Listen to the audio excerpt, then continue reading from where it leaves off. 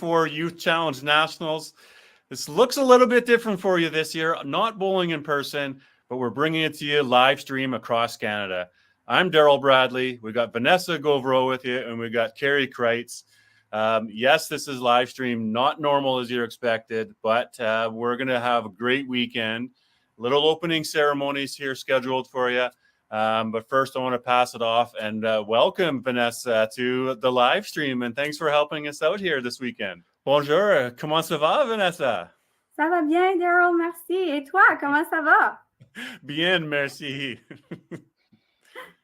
Thank you, Daryl. I'm super excited to be invited in the Five Pin Universe studio and partnering up with the Five Pin Universe. We do know it's never going to replace the in-person feeling of all getting together, and we all get that. The C5 PVA has a dedicated group of people assigned to find a solution to bring us all back to a national event in person. But we needed to find a solution for the 2024 editions, and I'll say that I'm pretty excited on what we're putting together here with this crazy idea of having 5 live stream, 10 teams, 9 bowling centers all working together at the same time. It's pretty scary, to be honest, from an hosting perspective, but so exciting to see it all come to life. One of the magicians behind the production is actually joining us, co-hosting this opening today.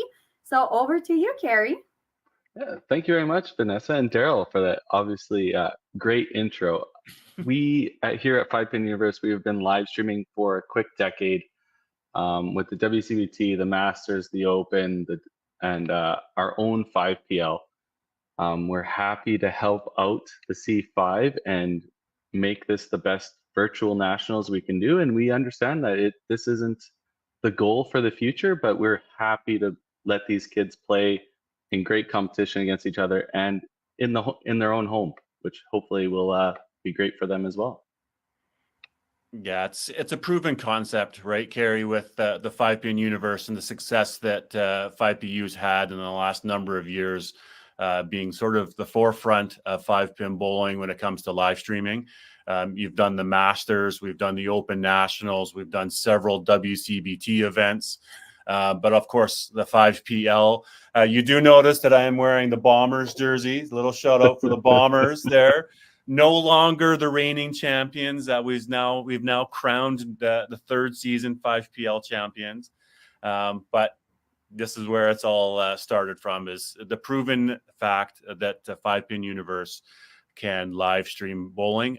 But as you mentioned, Vanessa, it is a little bit different because we've got 5 streams going, and 5 different technical directors, 5 hosts, commentary from every bowling center. A little bit of moving around from stream to stream, but we've done the work. We're prepared for it, and it's going to be exciting. But the 5-5s will be a little bit different. You won't be in person giving high five, right? So, but by all accounts, this is the best we're going to do. Have fun with it, enjoy it. It'll be a good weekend, right? For sure. We do want to acknowledge, and in the spirit of truth and reconciliation, we would like to acknowledge that the Youth Challenge Nationals will be played on Turtle Island, the land of the First Nations, Inuit, and Métis people. This land continues to be home to diverse Indigenous peoples whom we recognize as contemporary stewards of the land and vital contributors of our society. We value the significant historical and contemporary contributions of local and regional nations of Turtle Island. Thank you. Donc, je reconnais que je suis présentement sur le territoire non cédé du peuple Anishinaabe, qui a pris soin de cette terre depuis des générations. C'est sur cette même terre que des décisions ont été prises qui ont durement affecté la culture et les familles autochtones. Nous ne sommes peut-être pas personnellement responsables de ces actions posées, mais que pouvons-nous personnellement faire pour agir vers une réconciliation et une vérité? C'est à notre tour et à nous tous d'y réfléchir. So we are inviting you to reflect on the unceded land you are currently on and on the many decisions and actions that have been taken affecting Indigenous families and their culture. Pay respects to their elders past, present, and emerging. Thank you. Next, we want to acknowledge and recognize the C5 Executive Committee and a little bit of the subcommittee who has been helping greatly on the Youth Challenge Nationals. We've been meeting here, I think, bi-weekly for the last 4 months, convincing and showing in the C5 Executive and subcommittee that this is possible. But many hands make light work, and we appreciate all their contributions here thus far as well. So I think I've had more meetings given the fact that it's virtual than when it's actually hosting in person. So there's great work behind the scene, guys, and you will all appreciate it. Yeah. So we have President Len Islason, our first Vice President, Annette Bruneau, second Vice President and Technical Director, Tim Wiseman, and our Corporate Secretary, Treasurer, Vanessa Gauvreau. Vanessa, I noticed there that we have Tim Wiseman, second vice president and technical director. So does that ultimately mean Tim was in charge of? Blame it on Tim. If anything goes wrong, blame it on Tim. Yeah. That's exactly the way 5-Pin Universe is going to take this too. If it all falls apart, it's all on Tim. And Tim if it's Wiseman. great, it's because of the collaborative work that we've all done together, right? Yeah, exactly. Yeah. He held us to task, hey? Every couple of weeks, he'd have an agenda. Okay, how about this and how about this? It was like pretty impressive. Yeah, let's not give him too much credit though. Anyways, enough about Tim. Let's get a message from our C5 National President, Len Islason. Hi, I'm Len Islason, President of the Canadian 5-Pin Bowlers Association, and I want to welcome each and every one of you to the 2024 Youth Challenge Championships. This year's event is unique as we are truly coast to coast streaming live for all of our friends back home to see. I want to start by congratulating each and every one of you for qualifying this far. I look forward to the next 3 days, but we couldn't do it without the volunteers and the coaches who are working so hard to help us put this all together. Also, thank you to our new partners, the 5-Pin Universe, for all the work you're doing in helping us stream this service right across this great country. So for the next 3 days, I wish you all great bowling, great success, and have fun. Well, thank you, Mr. President. We will now introduce you to all contingents, the stars of this event. So proudly representing BC, bowling from Lincoln Lanes in Vernon, we have Kara Thurston, Brianna Zubkov, Edison Dallin, Nig Poznikoff, Gavin Wynn, and Evan Borg. Coach is Karen Cernick. Good luck, Team BC. And coming from Alberta that are bowling at Bonnie Doon Bowling Lanes, we have Jillian Collins, Michaela Sanderson, Brianna Nystrom, Jordan Lowen, Nathan Woodkowicz, Matthew Cox, and their coaches are Heidi Mapstone and Steve Petrosevich. Representing Saskatchewan, we are presenting Taylor Kerr, Marissa Yori, Jaylee Anderson Nilsson, Trevor Cox, Braden Akers, Charles Spitzak, and coaches are Karen Kirkland and Sean Hilborn. They are bowling at Minter Rec Center in Prince Albert. Let's go, Team SK.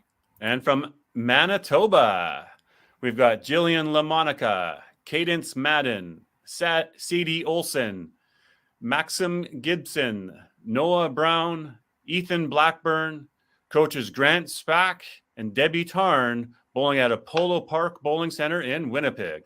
Now from Northern Ontario, where you can find the best turkey dance ever, IP represent, we have Jordan Graham, Emily Viuso, Isabel Hayden, Colton Wildshire, Sean Wakewich, Shane Jonathan Scambolari, and coaches are Philip Mayo and Natasha Smith Tremblay. Let's go, NO. They're bowling at, oh, sorry, I missed that one. I start over?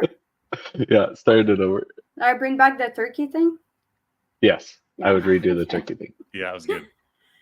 From Northern Ontario, where you can find the best turkey dance ever, IP represent, we have Jordan Graham, Emily Viuso, Isabel Aiden, Colton Wildshire, Sean Wakewich, Shane Jonathan Scambolari, and coaches are Philip Mayo and Natasha Smith Tremblay. They are bowling at Mario's Bowl in Thunder Bay. Let's go, NO. And from Ontario, bowling out of Mountain Lanes in Hamilton, we got Kyla Wallace, Raven Hamaker, Kaylee Milner, Eric Berg, Ryan Luker, Colton Stewart, and coaches Jennifer Hager and Matt Wallace. Good luck, Ontario. Maintenant, de la belle province du Québec, nous avons Rosanne Nadeau, Catherine Lafortune, Callie Sinnett, Michael Mador, Johan Donny. Les entraîneurs sont Céline Saint-Ange et Guy Charon. L'équipe du Québec jouera à la salle de quilles Donny à Gatineau. Bon succès à l'équipe. And we have Nova Scotia and New Brunswick. We've got Ellie Smith, Amy Vinote, Addison McIntosh, Hunter Holman, Dylan Guitar, Alex Holberg, coaches Rod Nitz and Kim Howe, and they're bowling out of North Rustico Lions Bowling in Prince Edward Island. Now, moving on to Team Prince Edward Island, who's bowling at the North Rustico Lions Bowling in North Rustico as well. The team members are Chastity Campbell, Summer Kelly, Amelie Gallant, Trey Wedge, Jeffrey Ferguson, Landon Harvey. Coaches are Brenda Carr and Steve Kneebone. Go Team PI. And last, we have from Newfoundland, Labrador, bowling out of Holiday Lanes in St. John's. We've got Vanessa Elliott Lynch, Abby Tiller, Jenna Lee Bowers, Carter Belbin, Luke Walsh, Cody Jacobs, and coaches Art Wells and Stephanie Kelly. Well, Vanessa, I think you might have gotten a couple of harder names to pronounce there. I did at the end of the day have Art Wells to pronounce. So we apologize if we pronounced anybody's name wrong. I think we did okay. I want to thank their parents who sent me voice message to make sure I pronounced the kids' names correctly. So thank you for that. Well, I think it's fun to be able to hear your name first up on screen. So glad to introduce everybody. I hope you cheered a little bit when your name was coming up and had a little waving of your pom-poms or whatever that setup might look like across the country. I wonder what the different setups are going to look like this weekend. Yeah, if they're going to have watch parties or what they have going on, if they're going to be down at the centers, if they can't make it down, I hope they have it on their big 70-inch projection televisions and in their garages or whatever that may look like. I hope that the fans and the audience are having a great time with it and watch some great bowling. Definitely. The competition is still there, so give us a good show. Yeah. Well, for the first pressure moment that one of these 5-pin bowlers has to do this weekend, it's now time for the bowler's oath, right? So traditionally, this is you come up, one French version and English version, you come up and you deliver your bowler's oath at the front of the opening ceremonies and amongst all of your bowlers. This time it's not that way. It's in front of thousands and thousands of people that are watching you right now. No pressure, eh? No pressure at all. First up, let's have Michaela Sanderson from Alberta. We have come here virtually this week to compete for the Canadian Youth Challenge 5-Pin Bowling Championship. Everyone has shown a high degree of excellence to reach this plateau. While there will only be one champion at the completion of this competition, let us remember that keen competition is most important, and the ultimate result, indicating winning or losing, is merely secondary. With this in mind, let us proceed with a spirit of friendship into these championships, and let us realize that the competitors are from across Canada and consider the unifying force these championships can impart to us as Canadians. Thank you, Michaela. Maintenant, pour la version française, nous accueillons Antoine Nadeau. Cette semaine, nous sommes réunis virtuellement pour participer au défi jeunesse, championnat national des 5 quilles. Pour nous rendre à ce niveau, nous avons tous atteint un haut degré d'excellence. Même s'il n'y aura qu'un seul champion à l'issue de la compétition, n'oublions pas que l'essentiel, c'est l'ardeur de la compétition et que le résultat final, c'est-à-dire la victoire ou la défaite, n'est que secondaire. Abordons ces championnats dans un esprit d'amitié. Prenons conscience que les concurrents viennent de partout au Canada et réfléchissons à la force unificatrice que ces championnats peuvent nous apporter en tant que Canadiennes et Canadiens. Merci, Antoine. You can see, Vanessa, I've even scaled my French back a little bit. I did speak a bit of French at the Open Nationals. You did great. I think I had a good teacher, and you wrote everything down and worked with me on the pronunciation. So I got a ways to go. I won't say I'm anywhere near the best, and probably closer to the bottom of the worst. But anyways, I appreciate it. The efforts are worth it all. I just want to thank again for having merch in French version. This is great touch. So thanks again for that. Yeah, and all the logos and all the branding. I think we're a bilingual country, That's great. and I think it's important to be able to have both versions. So appreciate you for suggestion, and graphic designers and the people behind the scenes that were able to accommodate and make things work. You betcha. Merci tout le monde. Yeah. Now time for the singing of O Canada. Oh, donc Daryl, tu vas chanter. No, merci. No, merci. Let's keep that to professionals. Yeah, you bet. If you are, please rise, remove your caps, and listening to O Canada. Thank you.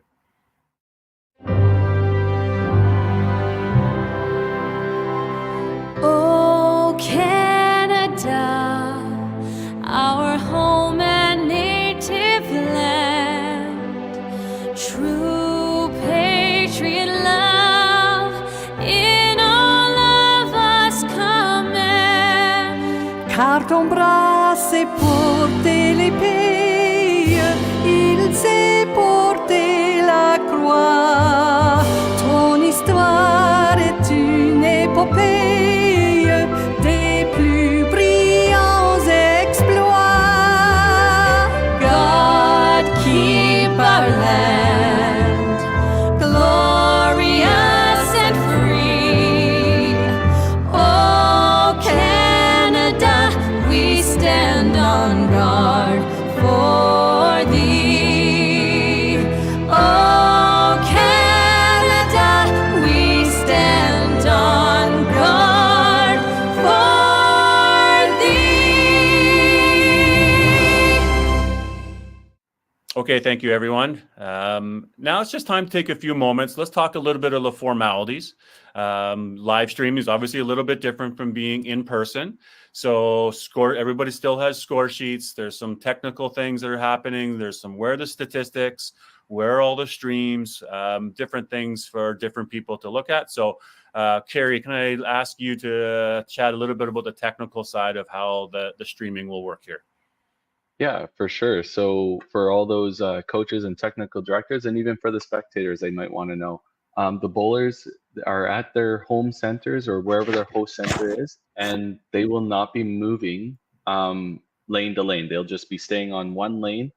And the important thing is they are also watching their competition, and they will play one frame at a time. So all 5 bowlers will play one frame, wait till the other team has completed their frame, and then they'll start the next frame. So you get some great competition. Nobody's jumping ahead of anybody and all that great stuff. And then the score sheets, you'll have scoreboards on your screen directly from the centers themselves. Hopefully the score system looks good and we won't have too many technical difficulties with that.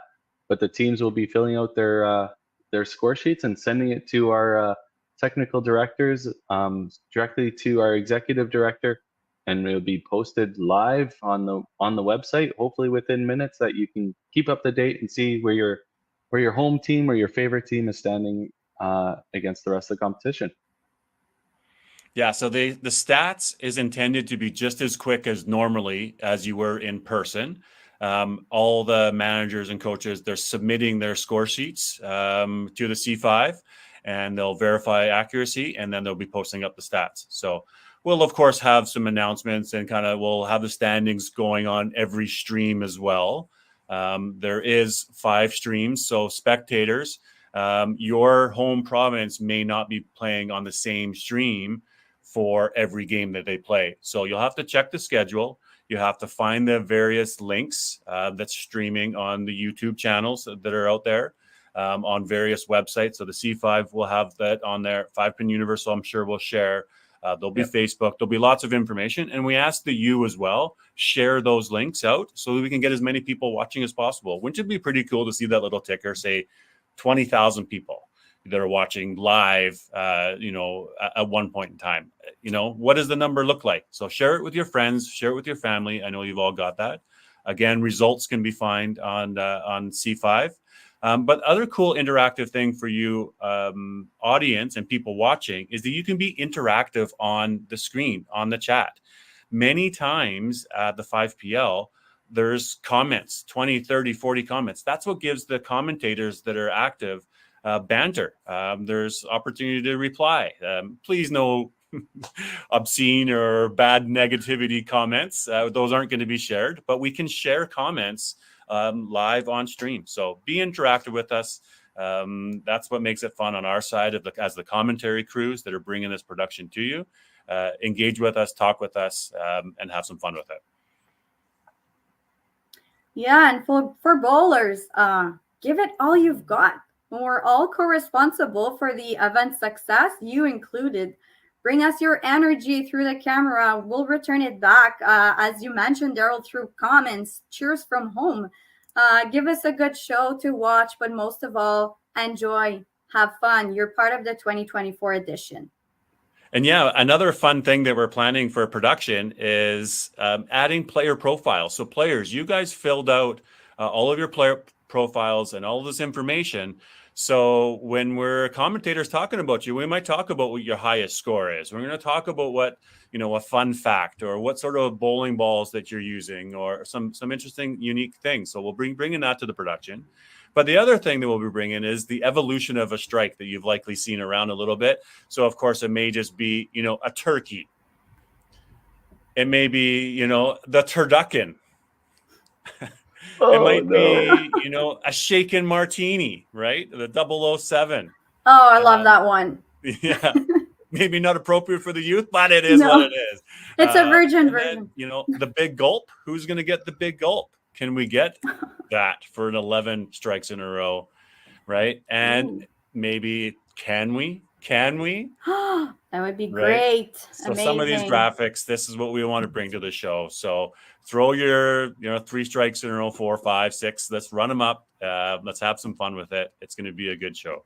So Carrie, any final comments before we get going? Long time coming to this, but we're about to press play here on 5 streams, 9 different bowling centers. Is the heart going a little bit, or are you feeling good? Yeah, of course the heart's going a little bit. And not only am I excited to watch the fantastic bowling that's going to be coming across the country, I'm also excited to see how 5-Pin Universe has come all this way to able to bring a national event. Every ball is recorded, every shot is recorded. Like, to have that for the kids, the family members, the friends to go back and even rewatch. We can't thank the C5 enough to coming to us and asking us if this was possible, and we are more than excited to bring this all to your living rooms, essentially. Yeah, I'll add to that, and I'll echo what you're saying, Kerr. I think it's pretty exciting. I can't wait for this to start with the months of preparation that were done on making sure this event works and that it's fun for kids. Of course, it's different, but it can still be special and very, very cool. So thanks to 5-Pin Universe for this partnership again. And I'm very confident we're going to have something pretty good to watch over the next days. Kind words. Thank you, Vanessa. But here we are, team ready to get going. Today, you've got 5 games. Tomorrow, you've got 5 games. And then on Sundays, the step ladder, where we have the championship step ladder and a consolation step ladder, minimizing down to 2 streams happening. Be sure to check in after it's all said and done on Sunday. There is a closing ceremonies where we will hand out some virtual hardware to the champions and have a little bit of interviews, hopefully, commentary with those winning teams. So please stick around after it's all said and done. We will do a wrap-up show on Sunday afternoon, evening, time zone, depending on where you are, even if it's not all of you are good morning right now. You're all afternoon. It could be different time zone, but that's the beauty of this. But we thank you very much. Enjoy the next few days. Good luck and good bowling. And don't worry, people, the real hardware will get home. So it's virtual for that Sunday, but they will make their way home. There's no worry and no concerns about that. So on that note, I also want to wish the best of luck to technical teams, bowlers and coaches. Have fun. Make this event one to remember. Alors les gars, est-ce qu'on est prêt pour la vraie compétition maintenant? Oui. So time for first ball thrown. Ready? Set. Go.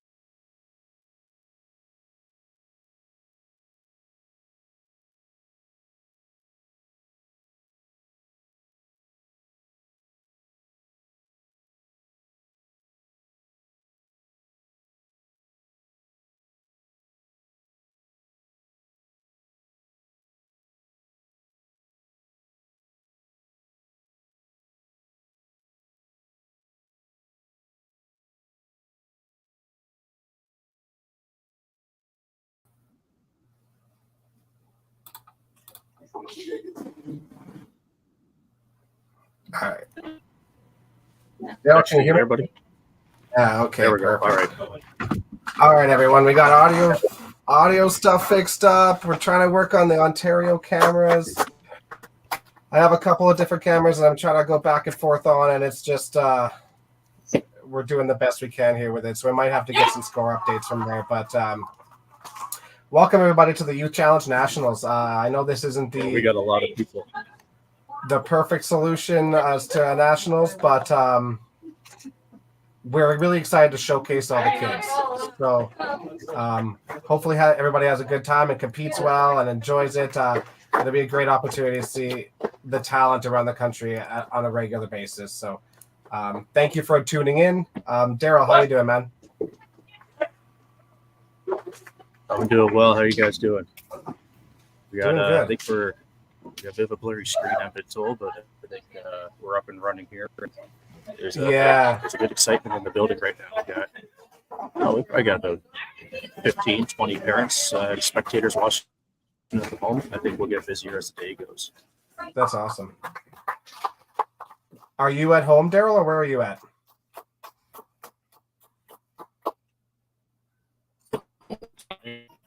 Some of it.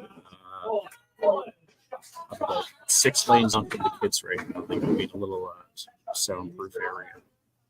Oh, perfect. Perfect. That'll maybe give you an opportunity to get some score updates and stuff as well.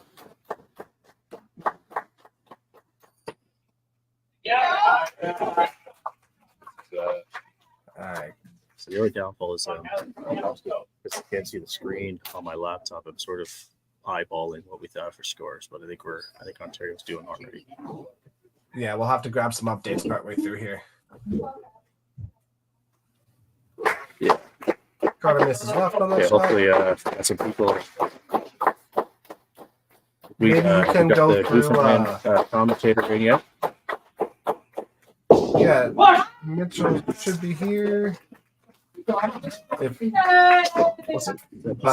maybe you can go through the lineup that they've got going on there, Daryl. You could tell us who's playing and how they're doing so far. Yeah. Just let me grab my sheet so far. So I think because I was trying to get everything back online. I'm not really sure what scores are all. Let's see. But I'll go for a lineup quickly. So at the top of our lineup, we've got Colton Stewart, who's a Ingersoll, which is here. About 11 years. He's got some pretty impressive scores. 362 for 4. And he is 16 years old. Awesome. Bowling second for Southern Ontario is Raven Haymaker. She's 16 years old out of Port Elgin, which is up near the Owen Sound area. So basically almost at the edge of nowhere. She's been bowling literally her.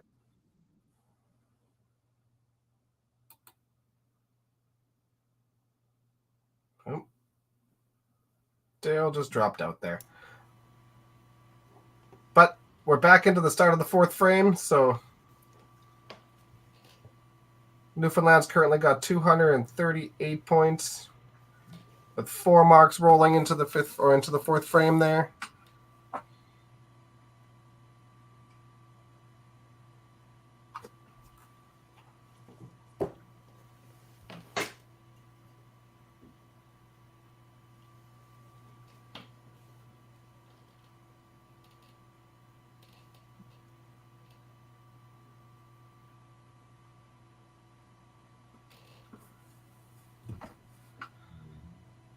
All right, Luke spares that up. Keeping it black up top there. And a strike for Ontario. Hey, Mitch, how you doing, buddy? I'm good. How's it going? Here to watch some bowling, and hopefully I can elevate the experience a little bit.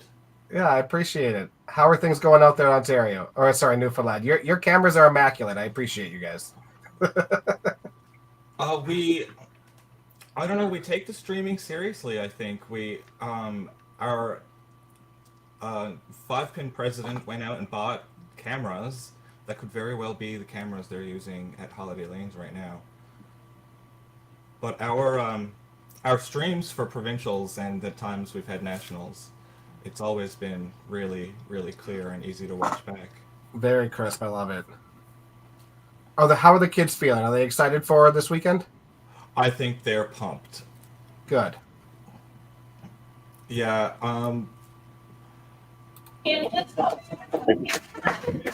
Anytime there's an event around St. John's at any bowling alley, you can see some subsection of this team just hanging out and watching the adults bowl. You can tell that they just really want to get down and be bowling themselves. It's awesome. You guys have really generated a great community out there. It's awesome to see. Yes, and it's a story for another time. But if you Back in here again, guys. 10 years ago, you Yeah, would we can hear you, Daryl. guess this would be the case now.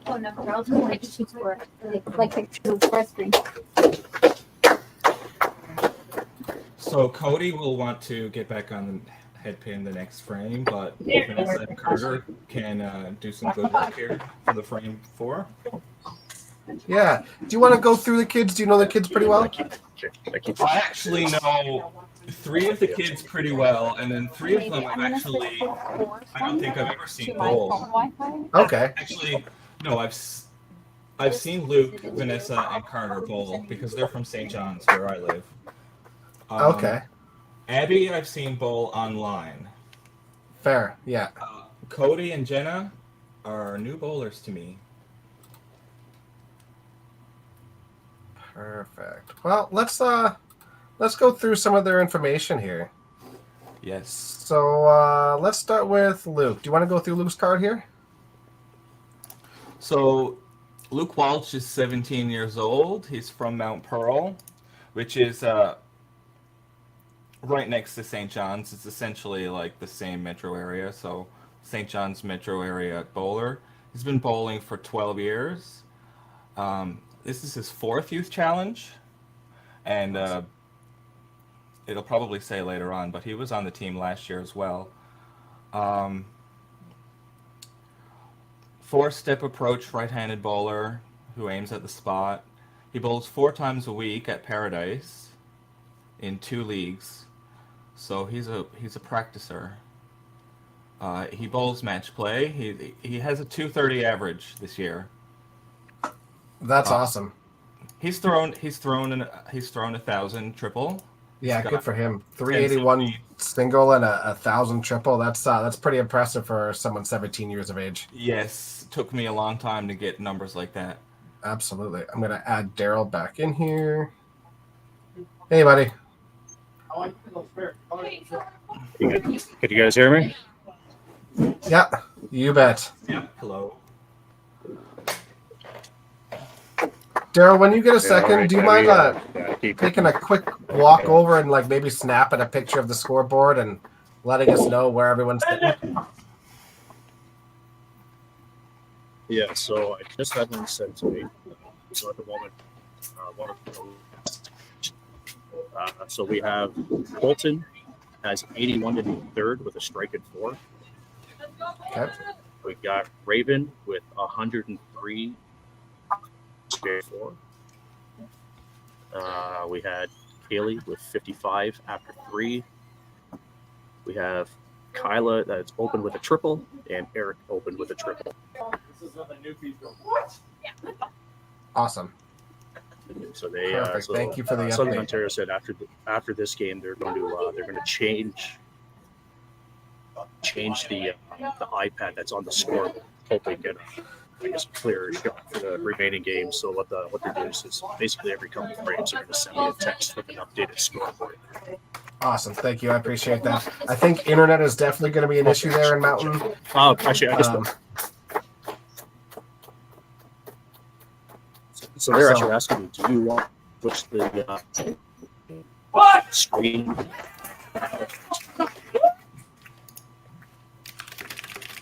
Sorry, buddy, you're cutting in and out there, but yeah, I mean, if you guys can take pictures and send it to me, and then I can like correlate it along, then that would be great, or something like that. But We're working on it.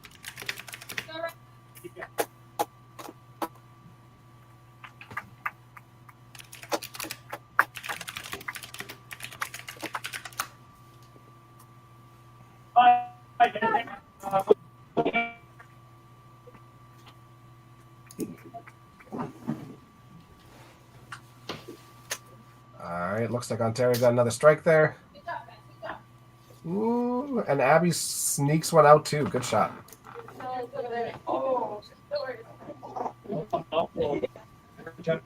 See this on super fifth frame. I think we might be maybe half a frame behind Newfoundland at the moment. We've had a couple resets already. Oh, So you guys pace down. Okay, so you guys are ahead right now, or so you guys are behind. What frame are you in right now, Daryl? I believe we're the third bowl, fifth frame at the moment. Oh, okay. Okay, so then you guys are good. Frame. Okay, you guys are good. You guys are at equal pace, so that's all right. Oh, so we're even. Okay. Yeah, Perfect. Newfoundland's third bowl or fifth frame too, so you guys Excellent. are all good. Perfect. Let's see if Vanessa can Okay. keep this. And on the, I guess on the bright side, I've had a couple Southern Ontario people.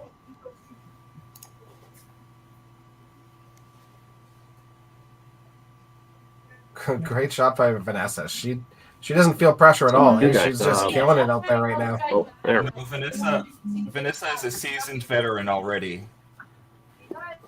She is 15, and let's look at. She is 15, and this is her 8th nationals, and she's won nationals several times, including more than one undefeated performance. Good for her. So I think we're about to have a substitution. I believe Haley is about to be substituted. Okay. Sorry, who got it substituted? Yes. So we have Ryan Luker coming in for Kaylee in the 3 spot. Okay. Perfect. All right, so let's continue going through some of the player cards here. So for Newfoundland, we have Jenna from Grand Falls, Windsor. High score of 299, high triple of 658. Left-handed bowler with a slight curve. She likes her storm shoot. Where is Exploit Lanes, Mitch? Do you know? Exploits Lanes is in Grand Falls, Windsor, which is central Newfoundland. Okay. The vast majority of our bowlers that you see at nationals would be probably 90% St. John's, about 10% Corner Brook, and then we've got bowling alleys all around the island. And they used to have open teams. Exploits is one of the last. Actually, Exploits was one of the last zone to leave the open, but they never lost the youth challenge. They've always kept the youth challenge in.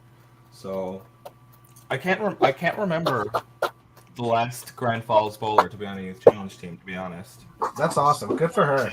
That's really neat. of course, there's lots of talent there. It's no different than anywhere else. I love the sub sign. Reminds me of soccer, you know? When you have your substitutions, they bring up the little sub sign and the next person goes in. So first sub has been made by Ontario there. Do we know the score on Ontario? I can't really see the screen. Yeah. Daryl, if you could let us know at the end of the frame what the team total score is for them, that would be So we got Eric awesome. Newfoundland has a really excellent working frame in the 5th. Absolutely. And actually, it looks like Ontario also does, to be honest. It looks like there's marks. Yeah, Daryl was saying that a few of them started with turkeys. So that's there's another strike too. It looks like the leadoff bowler on Ontario could have a double. Yeah, it looks like they're rolling along as well. Can you tell me, I don't think it does, the the scoring system there in Holiday does not add in the marks, correct? No, it only adds in once you fill in the count. Right. Okay. So there's quite a few points to be added in there yet. And mountain lanes, I am also not sure about that, but So looks like Newfoundland has 165 points to be added in. So quick math, 539 would be their total right now with marks included. But having a couple doubles at the bottom is a huge help. That's what you're looking for in these things.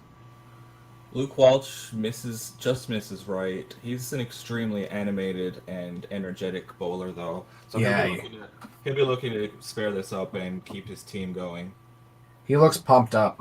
He's pumped like that almost all the time when he's bowling. There you go. Yeah. And that reaction, he's so into it. It's very fun to watch. It's awesome. That's what you're looking for in this game, right? You want to see that excitement. Yes. Especially at a national event. Virtual or not, it's awesome. It's so cool to see that kind of energy. Well, they're getting a taste of what we've been doing now. Yeah. Absolutely. Great ball by Abby.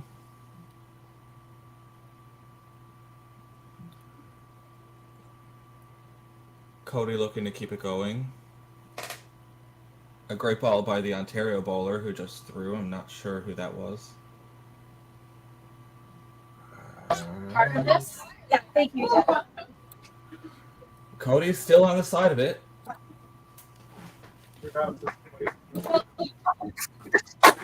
Welcome back, Daryl. Yes, thank you. We'll hopefully hang around for more than 5 minutes before.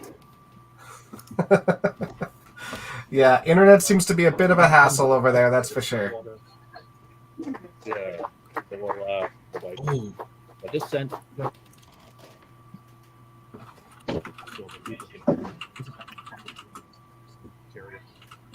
Bolton has 81 after 3 with a double and 5. Raven has strike in 5. Kaylee, who's been replaced by Ryan, has 65 in 4, spare 5. 134 for spare 5. And Eric has 143 after 4 with a strike in 5. Okay. Thank you guys. I hope you heard that. Like I said, Heard most of it, I think so. So hopefully, those. Oh. Can you tell me what the team total is there, Daryl? Nope. Daryl's gone. Well, that looked like a chop off on Ontario's side. And this is going to try and clean up the 15. There we go.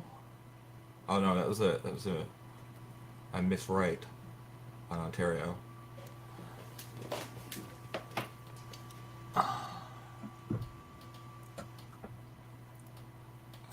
Alright, so Carter looking to capitalize on that double there at the bottom.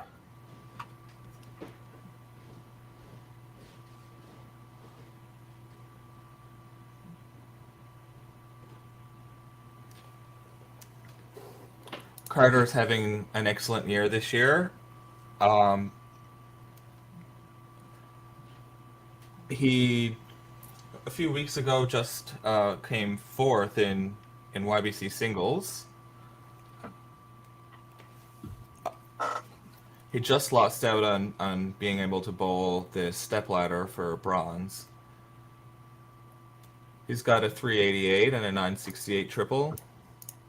A 1405 high 5. Averaging 245 this year. That's awesome. Sorry, who was that, Mitch? We're talking about Carter at the moment. That's who I'm going through. Yeah, okay, perfect. So this will be his 7th nationals, and just like Vanessa, he's been on the podium many times. Good for him. 388 high, 968 triple.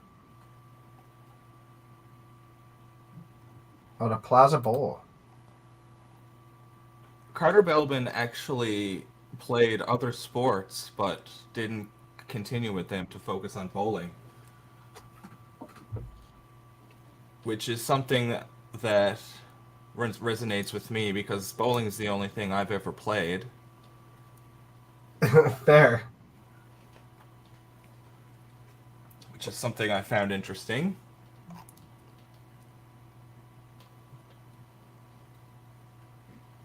You didn't play anything else when I was a kid? No, I was a music kid. Oh, good for you. I was the band geek of my friends. And this is something I spoke to one of my friends or another bowler about recently. My friends just weren't in sports, so I wasn't in sports. It just didn't end up that way. My mother is athletic, so she had me playing bowling for something to do. Other than that, I would have probably never played any sport at all.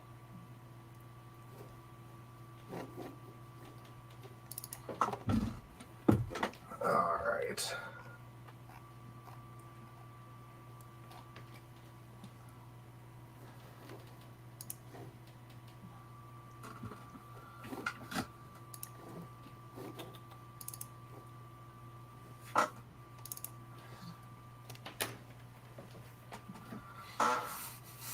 All right, so I think we're getting updates from Ontario over here.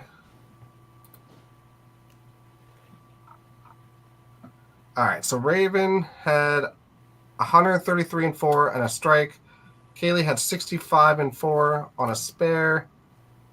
Kyla has 131 and 4 on a spare. Eric has 143 and 4 on a strike. So they're rolling. Yeah. They are rolling. Ooh. Vanessa gets a funny break there. Ontario gets a similar break, I'm going to say. Vanessa picks up her half. Ontario picks up their half.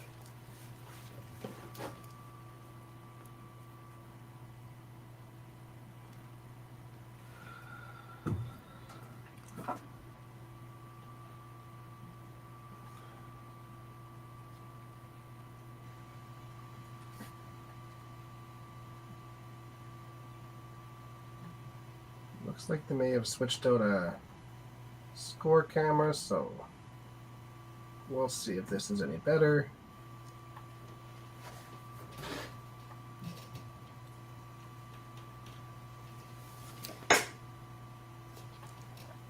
I have two cameras going for them, and it just kind of comes and goes and waves, and no, it got worse.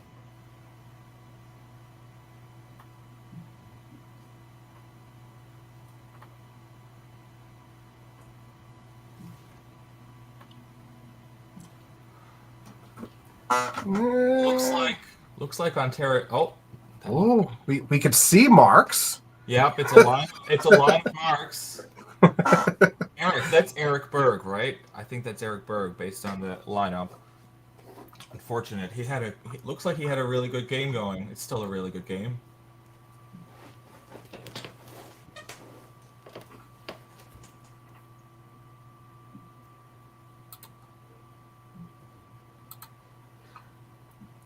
Based on vibes, this game is close. Yeah, I mean, both teams seem to be rolling right now. There's some great scores out there. Vanessa on pace for 300, Carter on pace for over 300. It sounds like a lot of the Ontario players are on pace for 300s, just lighting it up out there. This is awesome to see. Way to come out swinging in the first game of the Youth Challenge. Really. Absolutely. That's what you have to do in the sport of bowling. You can't let anybody get one up on you. You don't know if they're going to give it back. They might not. So you have to take it. Which is what both teams are trying to do here, which is when you get the best bowling to watch. Absolutely.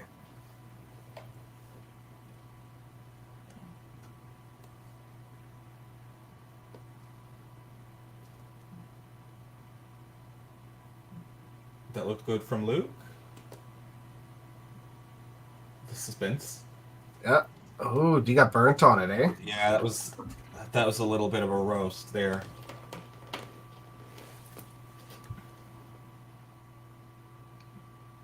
That was a bomb there. I could tell. Oh, that's Colton. You could read it just for a second. Yeah. Okay. So somebody sent me a picture. So it's Colton, Raven, Kaylee, Kyla, Eric is the order, and there was the one sub in there, which I believe was for Kaylee.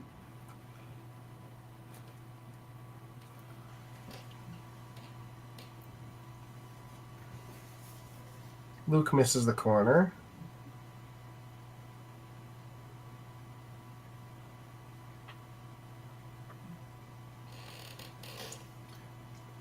Gets 15. So at the end of frame 7, I'm going to add Daryl back in here.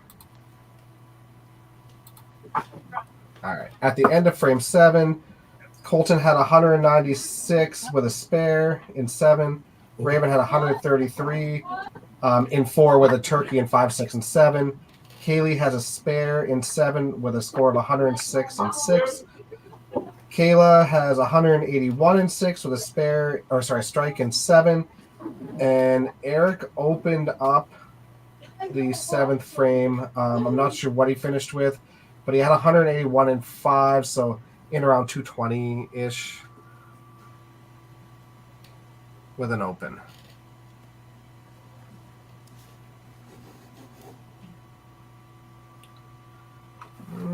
And okay.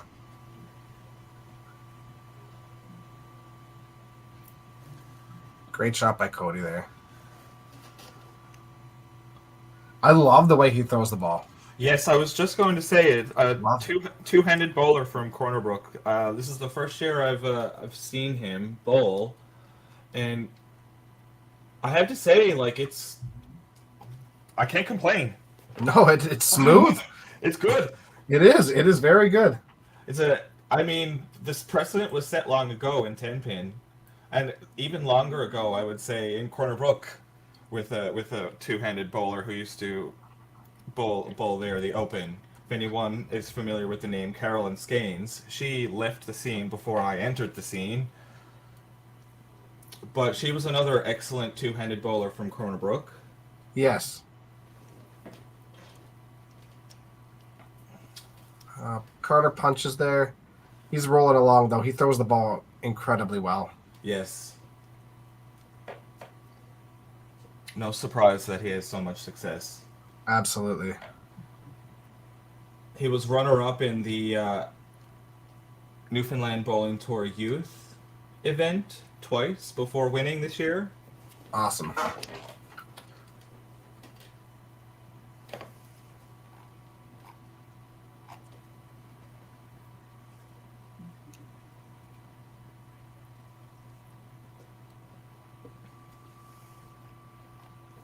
Good cleanup there. Yeah, he just not a whole lot of things to go wrong with his style. It's nice to see. Yes, and he's very even-headed all of the time. His reaction to that punch was the same as his reaction to that chop-off, which is the same as reaction to the cleanups, which is the same as the reaction to that turkey. He's hard to beat. That mental stability, that mental strength is what sets people apart. Yes. He mopped the floor with my team in doubles a couple of weeks ago. And it was basically 3 of us in doubles struggling. Me and my partner, we struggled. Carter's partner struggled, and Carter just walked home with the team. It's fine. It's fine. I always lose to YBC bowlers. Oh, we got scores. Oh, let's go. Colton 136 in 7 with a spare or a strike in 8. Is that 247? Looks like it to me.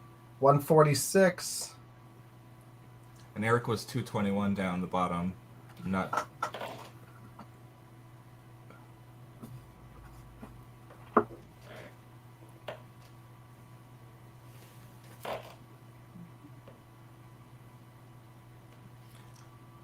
The bottom match is very close.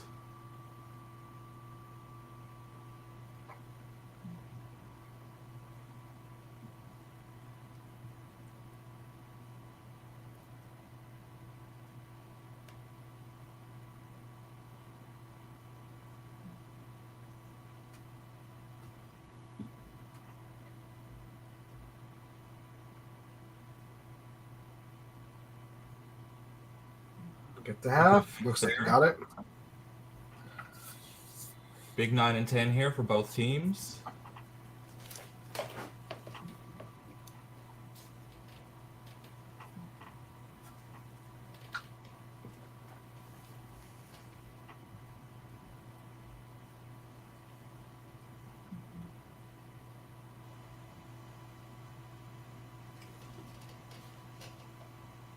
Colton and Luke.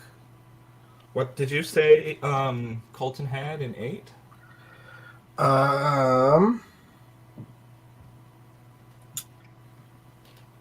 Okay, Colton had. He had a 196 and 7 and in 6 and a spare in 7. I just can't remember. Oh, Daryl sent a photo. Let's find out. So that match is pretty. All right, so Colton's got 226 and 7 and a strike in 8. And a strike in 9. And a strike in 9. So he's doing very well there. So that match is, yeah, that match is locked up. Yeah. We would like to see Luke. Oh, we'll pick up his pins now.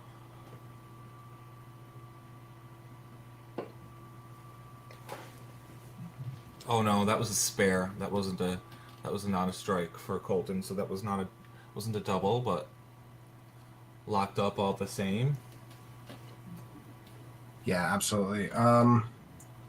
Raven's got 247 in 8 on an open. I see. So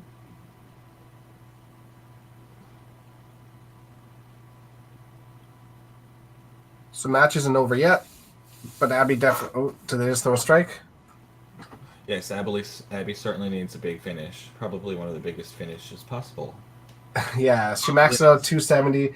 Raven with that strike is at 262, so that match is pretty well locked up.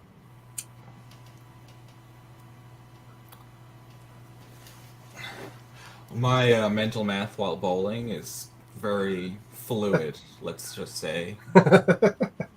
Kaylee had 100, or the Kaylee combo, third spot, has 146 in 8.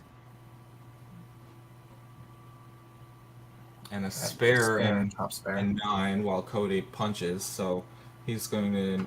He maxes out at 194 and 9, so that match is still up for grabs. He's down the hole. Yeah. So even if he picks his side, he's at 184. Currently, the third spot is at 161 with a spare. So that match is still potentially there.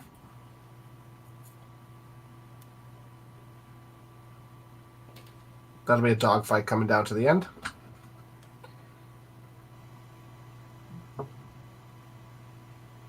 So in the fourth spot, Kyla has 211 and 8. That's a great ball by Vanessa. Way to keep. Yeah, that's a big shot. And I That think really helps. Oh, It really scores. helps our team. Yeah. Scores. 1079 now to 980 plus marks. Correct. So that I don't 60. I don't think the other side is adding in marks either, though. So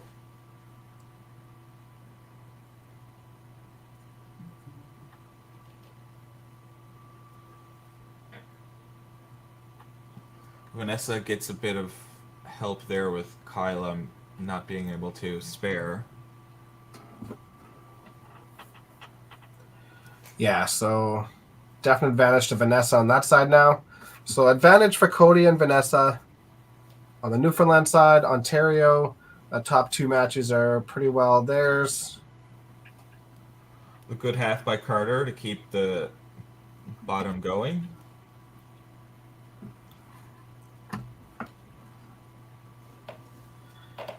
Eric had a 219 and 7 and a spare and 8.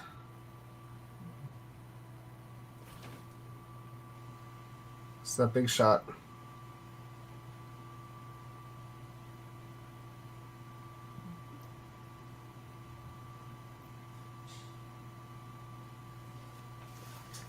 Misses right.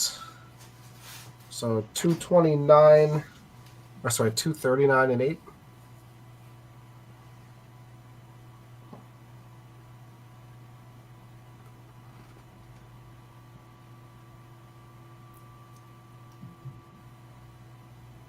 And he gets the half. No, I think No. he missed left. No, he's picking up another ball. Yeah. So Carter currently has 240 points. That's including the spare and 9. Where Eric, if he picks it, will be at 254. So Eric will have a 14-point lead, but Carter has a ball in hand, so that match is as close as it can be. Essentially tied at the moment. Absolutely. So we have 2 advantages each way and a tie match, essentially. Yes.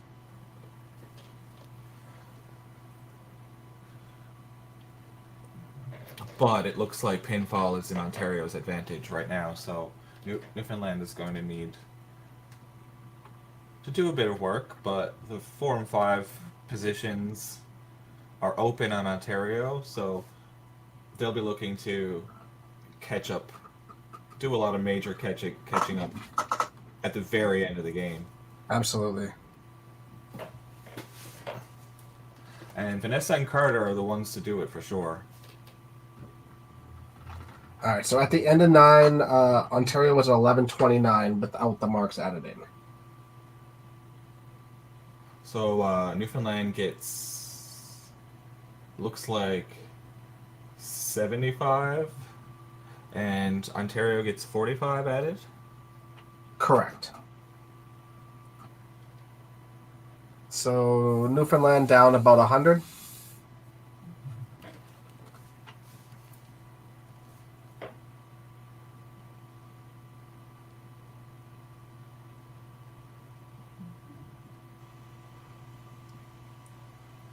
I'm curious how each of these bowlers is experiencing the virtual setting. There are bowlers who monitor the other team on the screens at the bowling alley. There are bowlers who don't want to look at it. Yeah, that's one of the, well, probably the biggest change from all of it, right? Besides the atmosphere, but like it's definitely the biggest change. In that you have full control of that. You know, you can look at the scores if you want. You can avoid the scores completely if you want. Like that's really easy. It's not in your face. It's just right there. So if you choose to take that pressure off yourself, you're more than able to do so. You know, it's what absolute personal preference. Having it in your control makes it a bit strategic, in my opinion. I'm definitely not a score looker, but I can, when I'm reading the room and it looks like now's a good time to look. Yeah. I'll go look and see what I need to do. Do I need to push a little? Do I need to relax a little? Where are we headed in here? Yeah, I agree. Yeah, I don't look until I need to. All right, so Colton takes the first match over Luke. Good bowling by both. Colton looks like he just got over 300. Yeah, 314 points for Colton. So great bowling by him.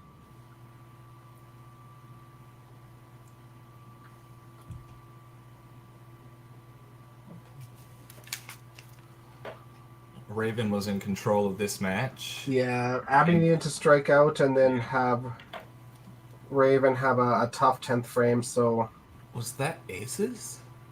I don't think so. No, that's a right corner.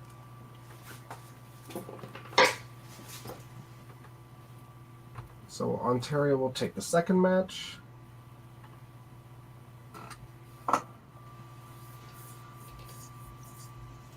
And they've really put themselves in good position for team total here too. Yeah. 2 good counts on the first 2 marks really forces the bottom 3 in Newfoundland to Yeah. finish really well. Good shot by Cody there. Gets a chop off. He's not getting the most action off his hits on the middle, but I think that'll come once he relaxes in. Absolutely. Raven finished with a score of 288, so casual 600 double for the top two there for Ontario. Great bowling, guys. That's how you want your 1-2 bowlers to start. Absolutely. It's a big spare there by Cody. Did they get the strike there in the third spot? Yes, it looks like. Okay, so he's got 176 to 184, 2 balls to Ontario, 1 for Newfoundland. Ontario misses left. Cody can shut him out with this. Okay. So 204. He needs... And he's got 100. The spare wins it by 2. If you get roasted, it's a tie. It's a tie, yeah. What happened? That looks like the spare? It looked like a spare, yeah. Oh, he sneaks out the win.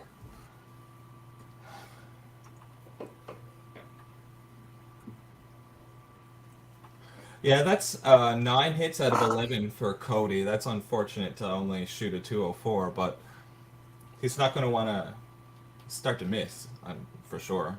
Yeah, absolutely. So, yes, confirmed 206 final for Ryan. Big spare there. And the last ball in 10 to take that match. Vanessa just unbelievably solid this entire game. Yeah. She's played phenomenal. She will win that match. So, great job, Vanessa. A single mistake by Vanessa that whole match. Nothing to shake your head at. Yeah. Yeah, you can't ask for much more than that. Look, 163 in the fifth and then a 326 finish. It's the same half twice. Yeah. Yeah, go figure, right? Consistent.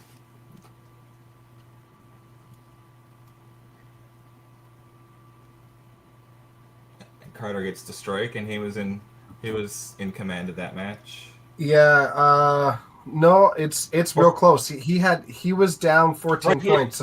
That strike puts him up 1 point. Right, that was the match that was close. Right. Kyla finished with a score of 236 on Ontario's side. So now, yeah, this match at the bottom is neck and neck. Okay. Oh, got a good push from that too. So it is in complete control for Carter. Doesn't matter what happens with Eric on the other side. If he throws a strike, the match is his.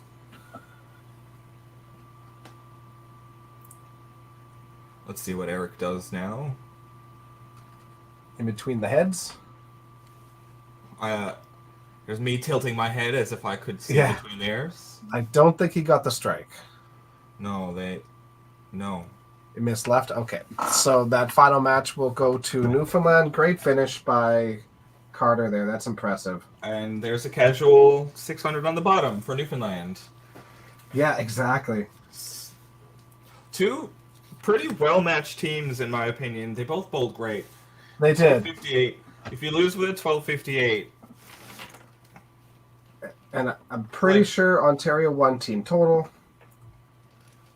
So this should finish at a score of 6-2 in favor of Ontario. I will get confirmation here, but I'm pretty sure.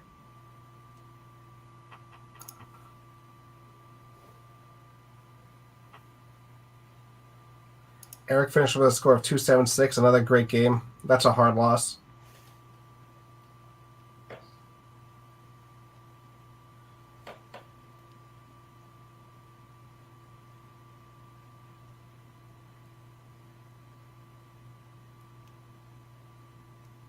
Yeah, their team total will be just over 1,300.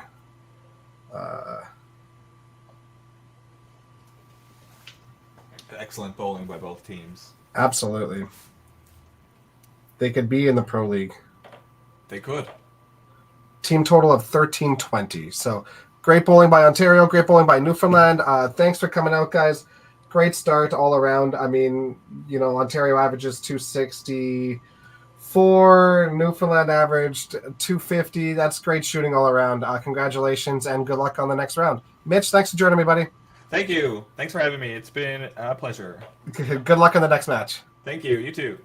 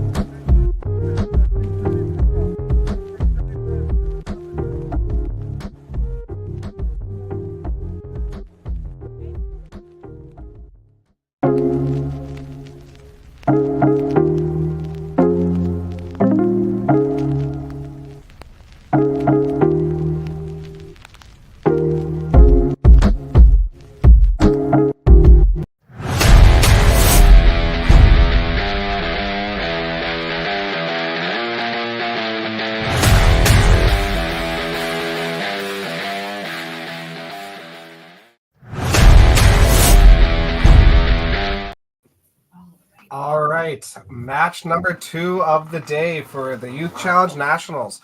We have Saskatchewan versus Alberta. I'm very excited for this one. The cameras are perfect. It's going to be a great time. Thank you for joining us. Those who are commentating. Do you guys want to introduce yourselves? Hi, I'm Krista. I'm here for Saskatchewan. Awesome. Good to have you, Krista. And I'm Julie, and I'll be here for Alberta. Yeah, and I see we have Jen Baldwin in the background too.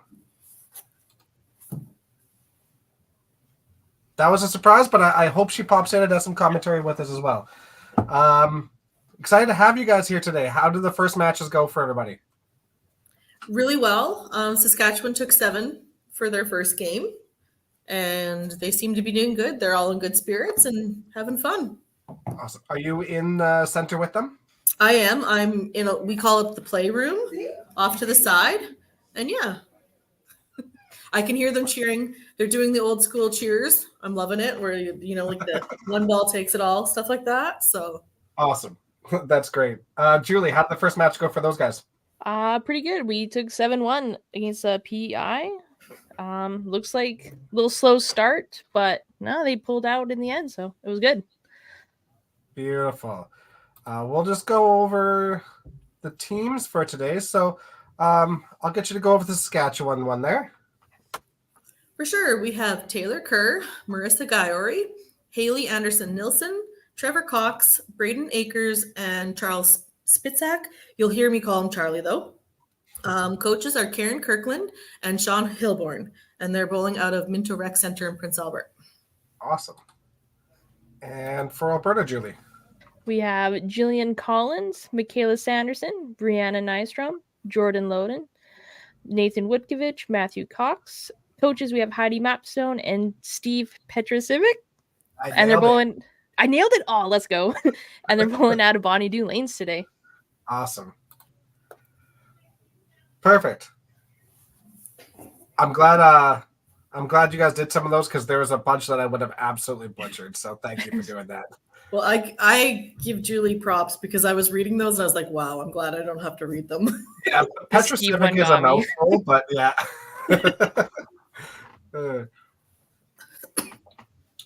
So, first time for a bunch of these players doing it on a live stream sort of format.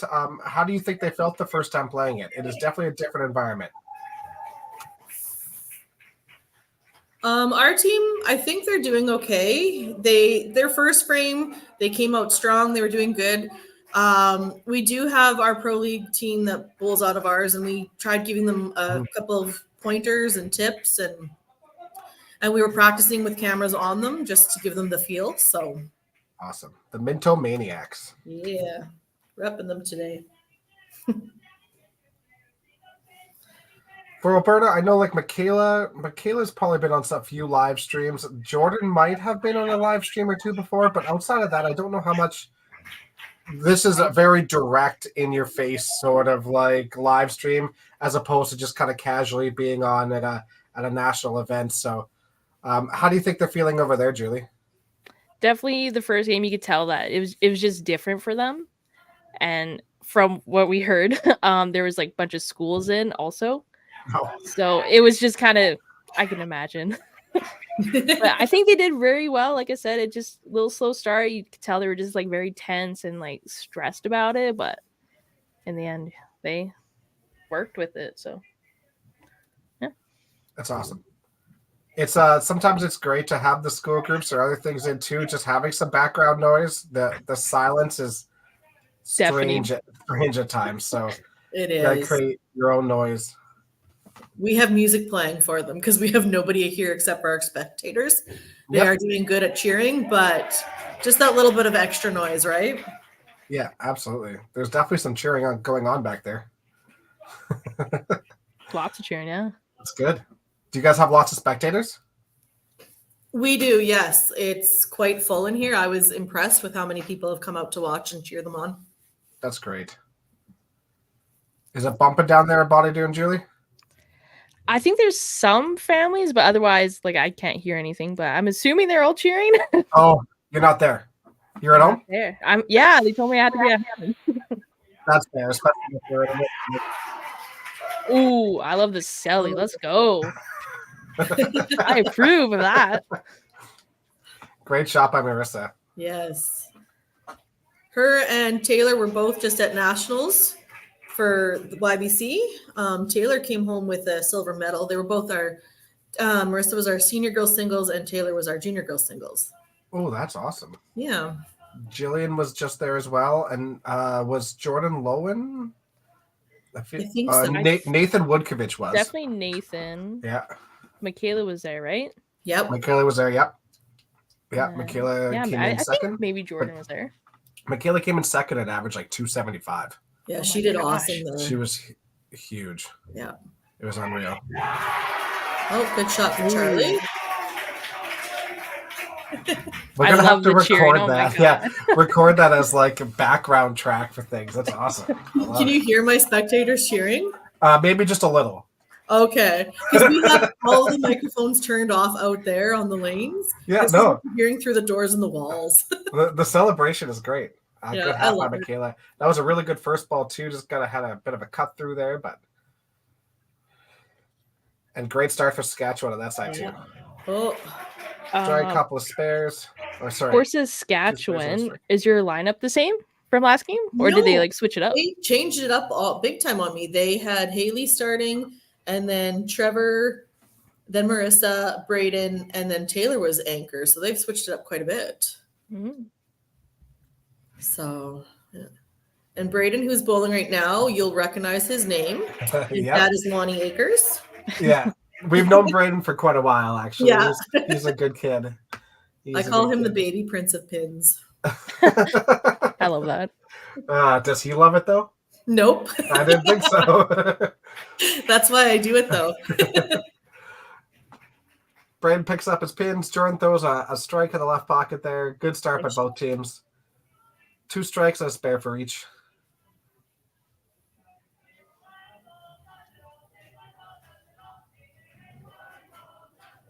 You can hear the cheering too. It's fantastic.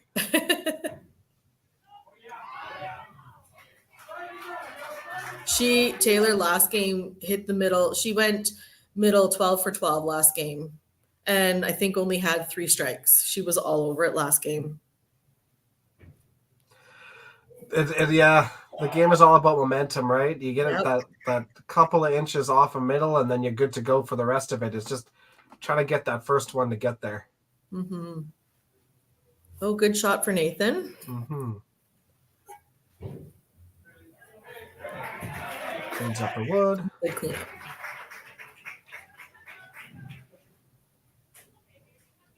So is Alberta running with the same lineup as they did their first game?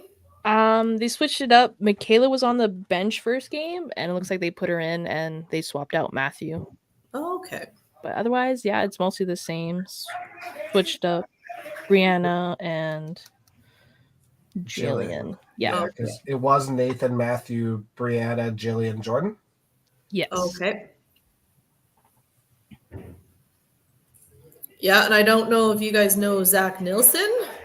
Haley, yeah. who's bowling right now, is his daughter. Oh, really? Yep. That's And awesome. She's a little spitfire like he is. That's Zach to a T. Yeah, if she gets rolling, you'll see her. She starts jumping around and cheering. It's cute. I love the way Zach plays. He plays with a ton of intensity. I feel like that's how he does his entire life, though. So I think so.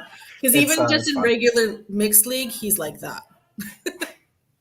So our Friday night team loves to bug him and tease him, because if we get a couple in a row, we'll turn around and like make faces or whatnot at him. So yeah. But I mean, even just the way he follows sports online. yes. He's all in on everything he does. It's Yeah. great. It's great. Oh, good shot from Marissa. Oh, that one took off at the end. Yeah, the second frame here isn't going as swimmingly as the first one. Slow start. But that's okay. Getting their feet wet here.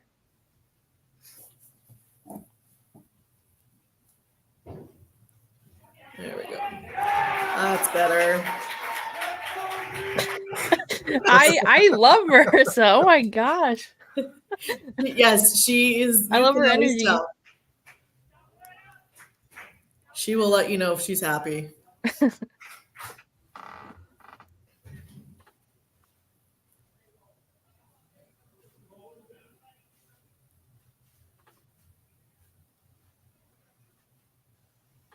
Oh, good count for Michaela.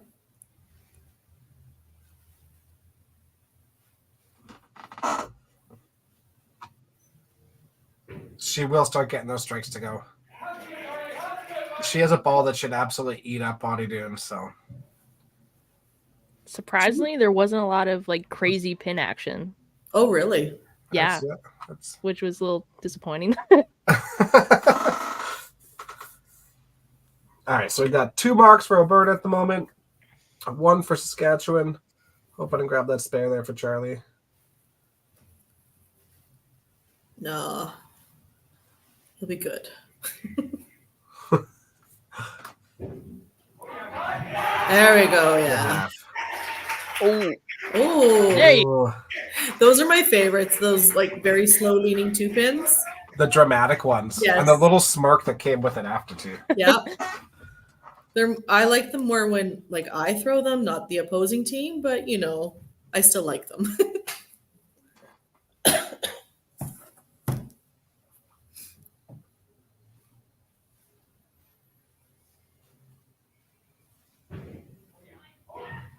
Ooh.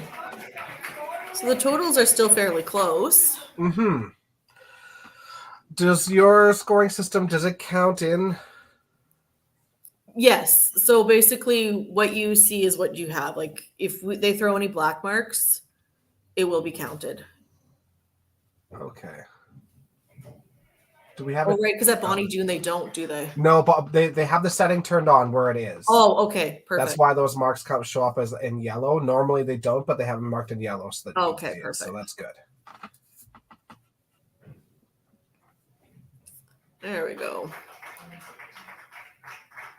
All right, so 180 to 164.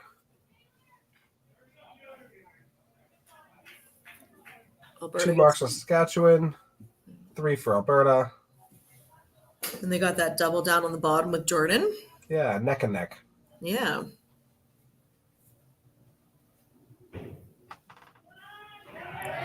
Good shot. Yeah, right out of her hand, you could tell that was going to be a strike. That's a Yeah. really good ball. Oh. Good shot by Nathan. A little bit high on the left, but it's a good ball overall.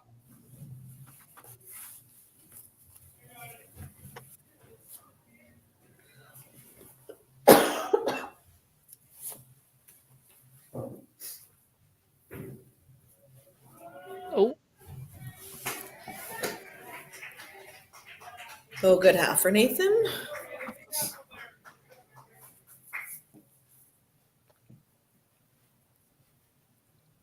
He's looking to spare this up. Come on. Oh.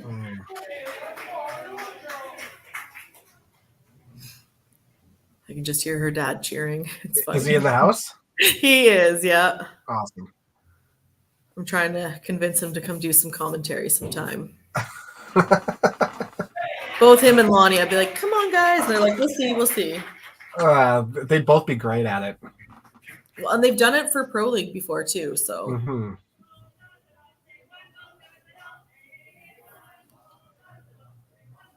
Oh, there you go. Good side. Good side there for Brianna. There's something about a big sweeping backup that I just love. I don't know why.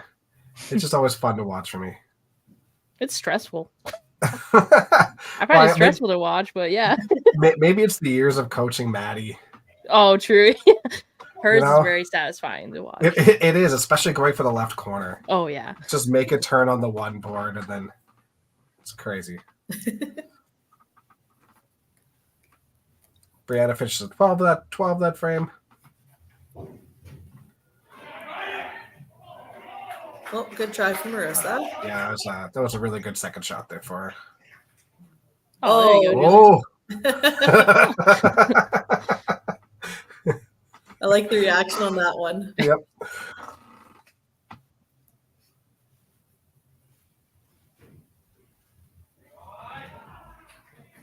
Just missed it. So Marissa's sitting at 61 after 3.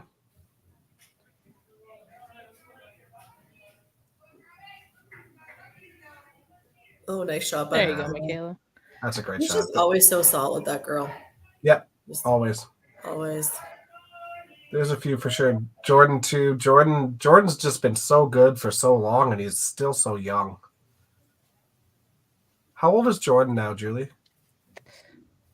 Good question. Oh, actually. Let's bring up his card. Yeah. I've got that information. He's 16? That's what I thought. Yeah. Only Oh 16. my Good for him. goodness. Wow. Okay, these Yeah. player cards are cool. I didn't get to see this. Those They're are awesome. This is amazing. So Jordan from Cochrane, Alberta, throws right-handed. A variety. He plays pro lines. Where did he get a set of pro lines? That's interesting. 16 years old at a Cochrane, and 401 and 1,040 or 56 triple. The kid has been a force for a long time. Good It's for crazy, him. and he's 16. That's awesome. Yeah, the work that you guys have put into this is amazing, and thank you guys for everything. Because Carrie did a lot of, well, Carrie did all of it. Carrie did a phenomenal job of this. It's a big undertaking and stressful, and there's a lot of things you can't predict, but Carrie's done a great job. So yeah, thank you to him. yeah, well, Well, and just like all, like, yeah, like you said, your player cards and all those are awesome. Yeah, it's a nice little touch. We'll go through some of them. Up next, we'll go through with Nathan Woodkovich from Calgary, bowls right-handed, throws comets, 18 years old, 401 single and a 991 triple. I watched him rip up St. Albert a couple years ago too. Like he averaged like 320 or something at St. Albert that weekend for YBC provincials, and it was nuts. St. Albert is, if you find a line, you could dominate it, but it takes work to get there. So for him to perform as well as he did was awesome. Yeah. So Saskatchewan's struggling a little bit this frame. Yeah, but that's Lots why of it's game 10 left. frames, right? Yeah. Lots of game left. And sometimes you just have that frame and it's a good like mental check, and then you bounce back and away you go, right? Yep. At least it's frame 3. It's a good It is a spot good for frame. it. Yeah. Yeah. All right. So Brianna, 330 single for a high, 750 triple from bowls out of Sherwood Bowl in Sherwood Park. From Edmonton, I do believe she was from BC initially as well. Oh. Throws a star line, 17 years old. Great player. Nice. Jillian Collins, also from Edmonton. She bowls out of Sherwood Bowl, also bowls out of St. Albert. Those are the urethanes. Adidas custom shoes, shot a score of 420 and a 915 triple. Oh, good shot by Taylor. Great shot by Taylor. Well done. We'll get through the cards as we have moments. Oh, for sure.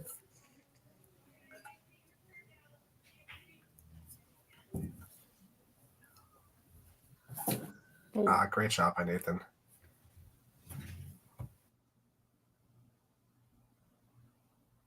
Get there. Ooh, just a little bit outside for Haley.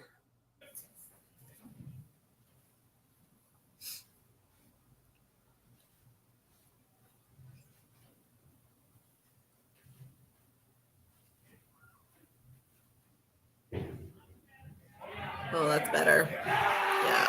Yeah, good half. Can you hear her dad? Let's go. Yeah. Brianna punches. She's struggling a little bit out of the gate here, but lots of time yet.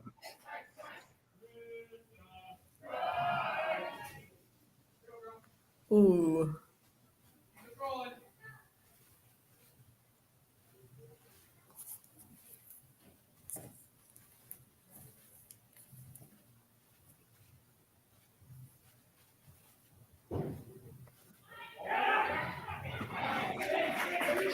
Good shot.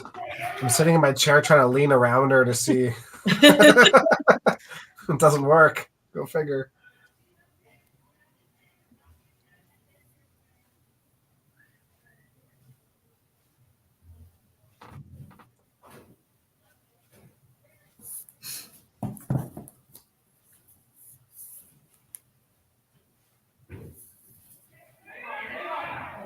Ooh. Just missed.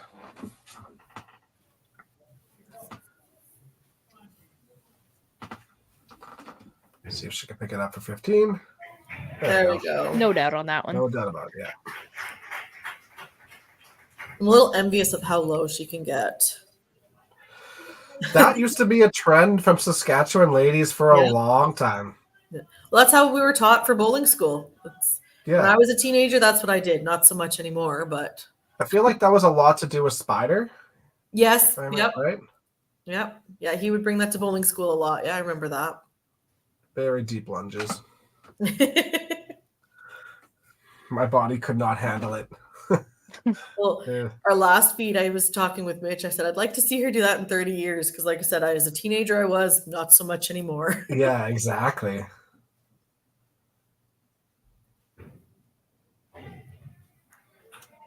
All right, matching 3-pins. Yeah. Ooh. Oof. Like in unison. It was. Let's see that they're going to get them both spare them. I was going to say at the same time, but no, Michaela's faster. Oh, no. Ooh.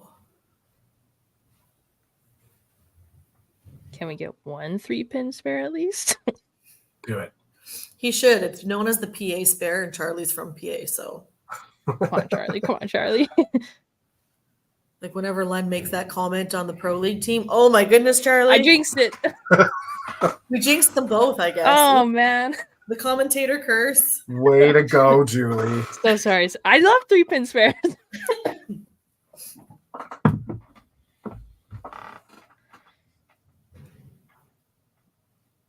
I mean, 3-3 clean is pretty sick too. So I guess I'll take it. Please get the 9. Please get the 9. Ooh. Looks like he just bounced that ball just a hair. Oh, that was Okay, close. I'll be quiet. Oh, that was real close though. That was damn. Oh, good half for by Jordan.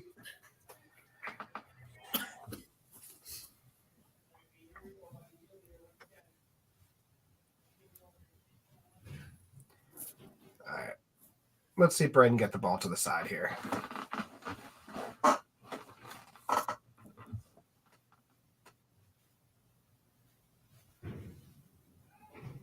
Get there. All right, we'll take a half here.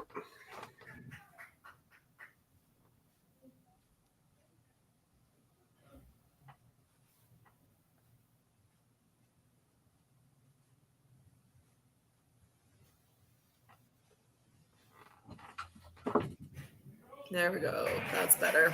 Yeah, good half. There we go. All right, so 3 marks for Saskatchewan in that frame, 2 for Alberta, 386 to 337. Still a close game. Mhm.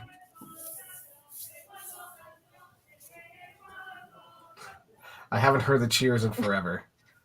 Me neither. That's It's why a I'm big, loving it. big throwback. Oh. 3 for Taylor. Yeah, that's a great shot. Yep. Ooh, nice shot by Nathan. Didn't really like that one, I guess. First one I could use. We got a turkey for Taylor. Turkey. Yeah. We didn't get to use any of those last game. No? No, Mitch was all excited for it, and he never got to. So you're saying I'm the good luck and Julie's the bad luck. Maybe. Is that what I'm hearing? That's what it sounds like to me. I don't know. I had said something about the 3-pin spare first, and then Michaela missed. So I think I kind of Just blame Julie. It's okay. I can take the heat on this. Okay. Good.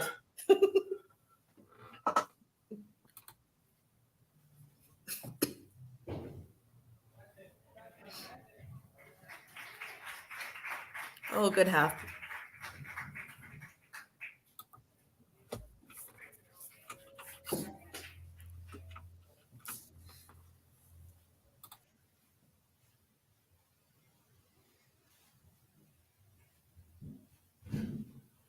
That was a good corner pin spare by Brianna. Those are hard at Bonnie Doon. They are. Yeah, they're just different, right? They are. She just knows it out of her hand too, eh? Yeah. Those are hard out there because Masters a couple of years ago, I remember throwing for the corner pin. I turned around because I was like, yeah. And Michael was like, you missed it. And I'm like, how? He's like, remember? I'm like, oh, right. Basically. Yeah, they're just in a little bit. So every Yeah. once in a while you'll have one that still looks like it's on the lane on the outside and you sneak past it and you just gotta remember that you gotta make just a small adjustment. But it's just something you have to get used to for sure. Well, and I didn't know that when we were there, and I was like, no. And he's like, oh yeah, you gotta adjust it. Oh, good shot. There we go. Oh, slow fall. There we go. Yeah, watch her go on a bit of a run after that last frame. I don't think she's gonna take that last frame too kindly. Whoa. Good shot by Charlie there. Rob, I am not the new Tim. No way. Tim still gets blamed for everything. Okay, I'll just take the 3 pins.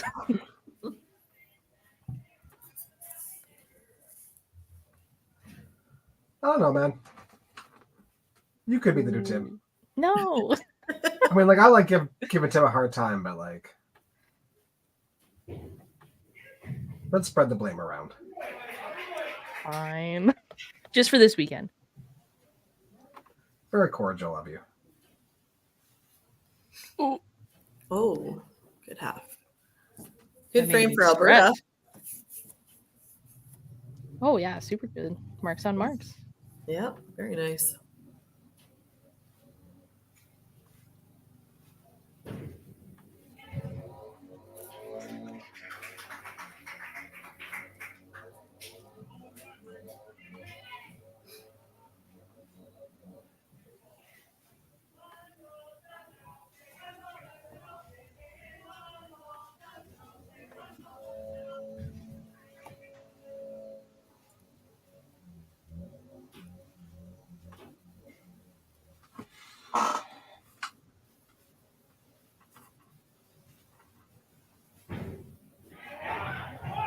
Ooh. Poor Braden. All right, let's finish up while that he's cleaning up the head pin. Let's finish up the Alberta player cards, then we'll get to the Saskatchewan runs right away. So we got player Matthew Cox, age 19. He did a great job of filling things out as Matthew would. Anyone who knows Matthew, this is like right on point. Oh yeah. 420 for a high, 864 triple. Throws hard rolls and paramounts. Plays right-handed. He throws a bit of a backup, even though it doesn't stay there. He bowls out his shirt bowl. He bowls out his body dune. And he's a character. Yeah, that's one way to put it. Love the kid though. Yeah, absolutely. Oh.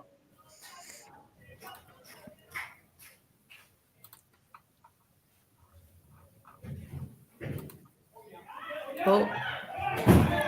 Oh, good shot. Great start for Taylor there. Mm-hmm.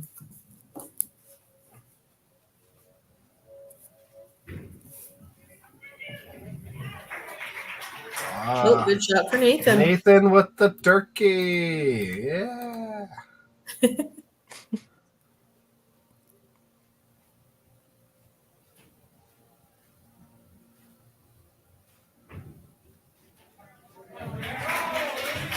Good cleanup by Taylor there. Well done.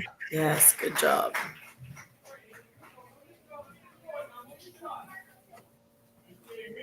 Yeah, I'm trying to build on your spare there. Side. Good shot. Yeah. There you See, this is why I love the sweeping backup. go. Stresses me out. But no, that was a great ball for. It's so satisfying watching a curl back into the left pocket. Yeah, it's right there. Oh, good shot for Haley. Yeah, great shot.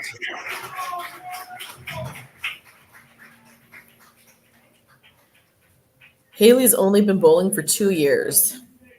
This is her first nationals. Awesome. Yeah. Good for her. She's almost as good as her dad already. We had a comment last game that we might replace him for her on the Maniacs. Alberta is just starting to roll here. They have More. 9 straight marks. One more? One more? One more? Great shot by Marissa. Well done.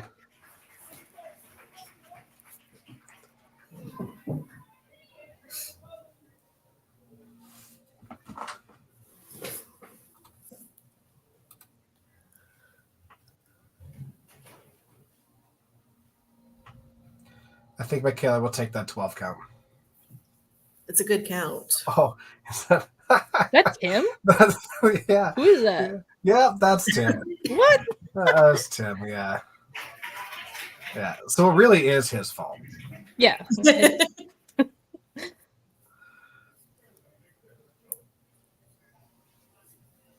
In his safety shoes, always wearing flip-flops. The dogs. Always out. So now with the 12 count, I want to ask you guys, because you're bowlers. Easiest spare in the game. Right? Okay. Because Juan Dino has always told us, I would rather go for a chop over the 12. Sean isn't mentally stable. I love that. Like, okay. Well, I don't know why people have it in their heads, but like statistically, it is the easiest spare in the game. The only thing that should be easier is if you somehow knocked out all the pins except for the head pin. That's the only one that statistically should be anywhere easier. True. Like, you don't have to worry about chairing it. You have 15 inches of error. Like, Right? there's no reason not to make that spare. So I agree with you. 100%. Well, that was a better frame for Saskatchewan. yeah, that was a big bounce back frame. 3 strikes, one of which is a double. Jordan. Oh my goodness. He just knew it was going to stand, so he's getting it first. Just haven't seen him do that. Oh, he's quick He shooting just this one ripped too. it. Ooh. You won't see Jordan do that very often, but he did the veteran slide out. You know, check the slide. Yeah, it was a slide. He looks solid there though. Yep. They happen. I watched Brett Mapstone do it, so there's that. All right, last player card for Alberta. We have Michaela Sanderson, 17 years old, from Toppler Lanes in Calgary. Bowls right-handed, throws a bit of a hook, throws soft rolls, Dexter SSTs, and then shot a perfect game at TPC a couple years ago with a triple of 1,022. Hell of a player. Yep. Oh, good shot for Taylor. Oh. I was so excited to try to use the ham bone. I can imagine you're like hovering over I it. did. I was. It was right You're there. ready?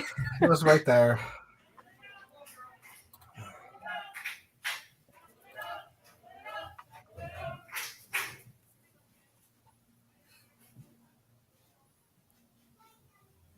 Good Nice cover, half. though. Good half. Good half. Well done. Ooh. Get there. Nice touch. Oh, close.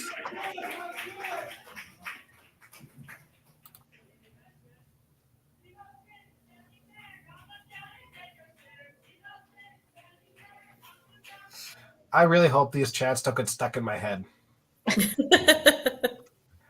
I hope they do. I get the dumbest thing stuck in my head. I swear to God.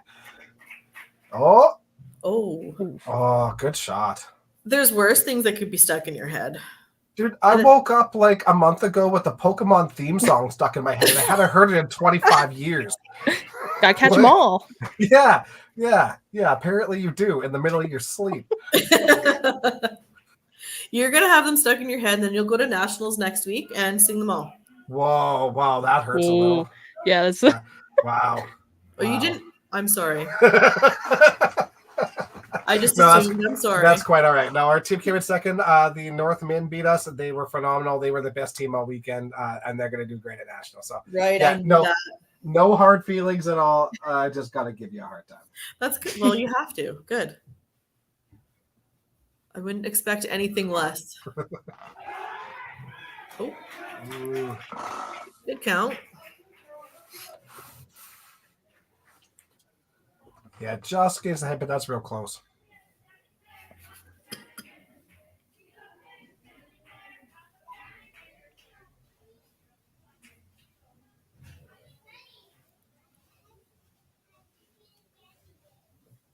All right, so Alberta's making a change here. Jillian's coming out. Okay. Great half by Marissa. Yes. And Matthew's coming in. We don't know whether he throws a hook or backup. We don't know anything about it.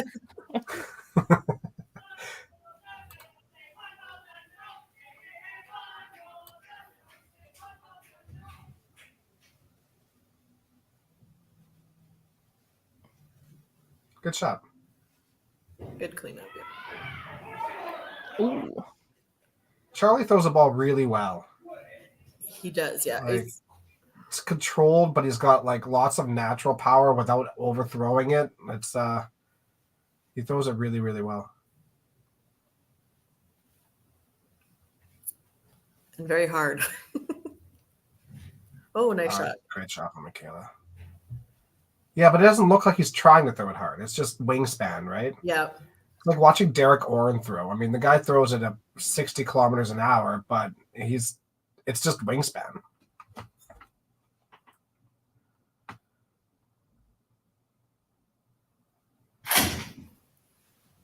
Yes, he is a tall boy, that one. Jordan punches at the bottom there. Do you think he's trying to make that spare? Probably. He watched that. He stared that down for a while. Ooh. So I was like, he might be trying for it. Charlie's one that will try for any shot that he can. Perfect. Yeah. I love it.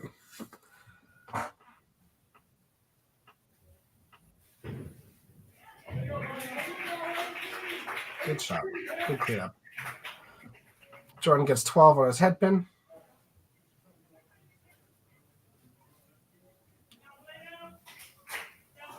Yeah, I was pretty sure that left 2-pin went. I thought I was tripping for a moment. I was like, oh, maybe I didn't see it fall. Yeah, I was pretty sure it did, so...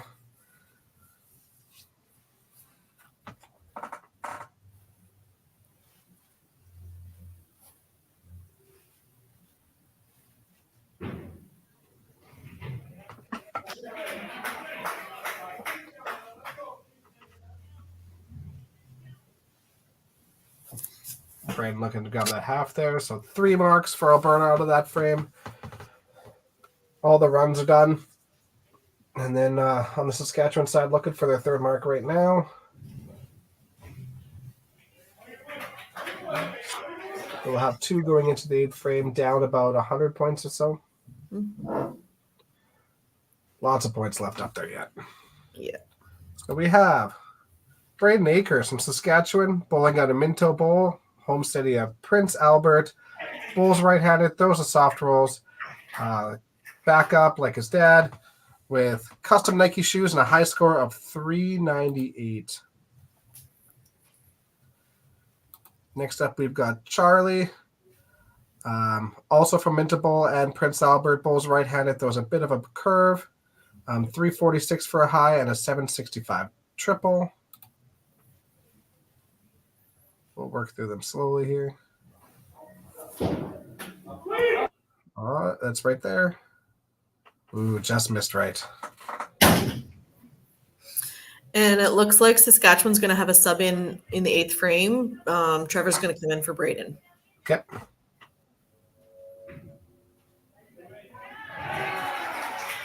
Good half by Taylor there. Good job.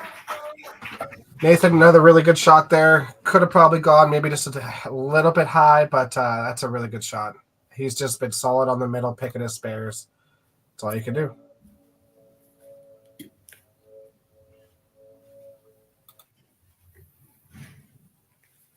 Good half for Nathan. Nice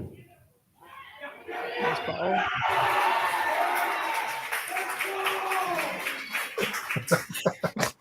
Let's go. I love it. I absolutely love it. Zach's signature cheer. Let's go. Yeah. You always know where Zach is in the building, especially when he's playing good. Yeah. That's awesome.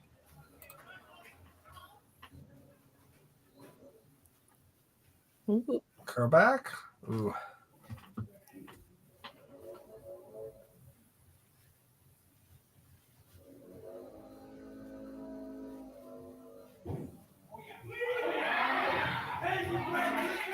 Good ball.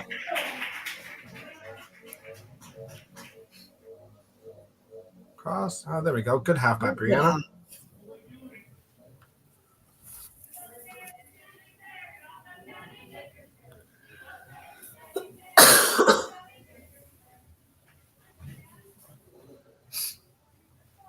All right, Matthew in for his first full frame here. Oh, that was real close. Still a great start from Marissa there. Yeah.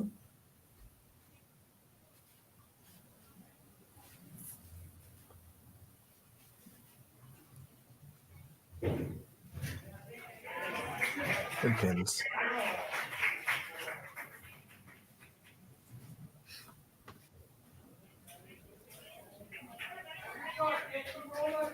Ooh. Good save. Well, at least it was not negative points, so yeah. Good for him for staying behind the line.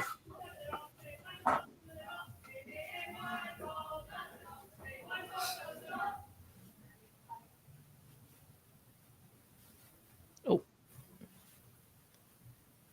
Well, that's not the frame that he was hoping for, but Sometimes that's kind of how it goes when you get put in, right?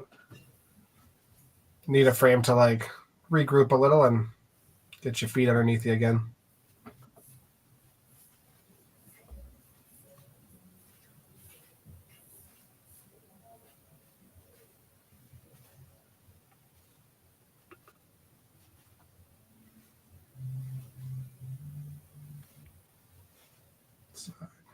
Ooh. Good shot.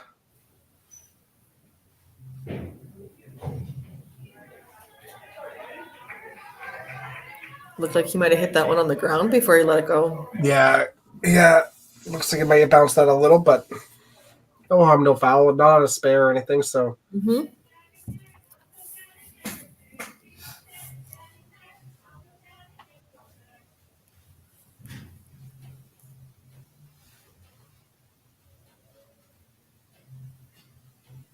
Kayla cleans it up after missing the corner spare for 194 and 8.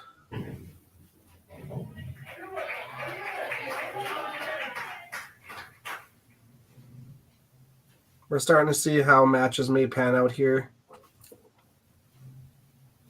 A few advantages here and there. That first match up top is actually pretty close. There's 30 points between them. So there's a lot of swing that can happen there yet. The second match is pretty close as well. Mm-hmm. Only 6 points between those two. Ooh, good shot by Jordan. There. And good cleanup by Charlie. The third match is definitely an advantage to Marissa. Fourth match is an advantage to Michaela. And that bottom match is an advantage to Jordan at the moment.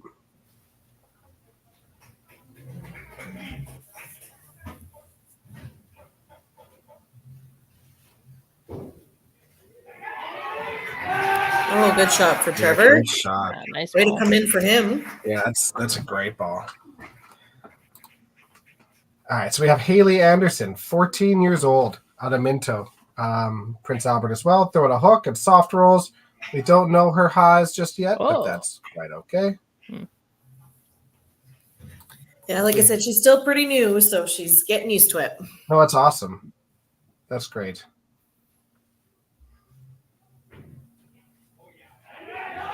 Good for her for making nationals at this age, too. That's incredible. Great shot by Taylor there. Yep. Nathan knew that right out of his hand, too. He's really solid this game. Yeah, absolutely.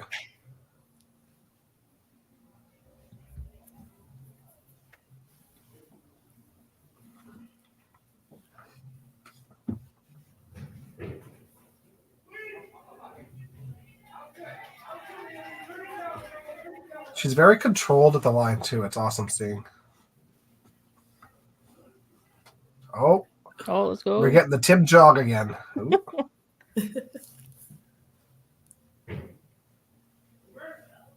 I like that he goes on the lane next to him so he doesn't step in their line. It's like it's golf.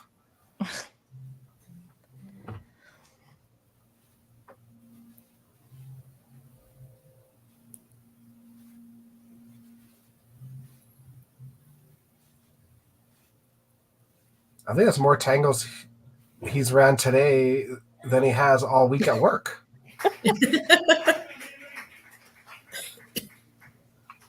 All right, so Haley finishes with 8 that frame. I don't know if Tim's coming back or he just. It looks like he went a little bit further down and came back.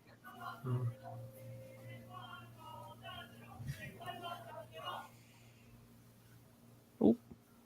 Hang on. All right, we'll take that half there.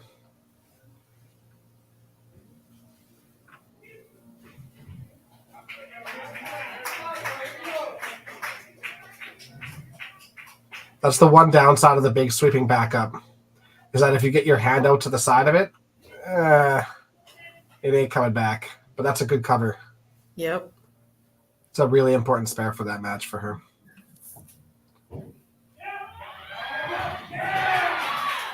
Great shot by Marissa.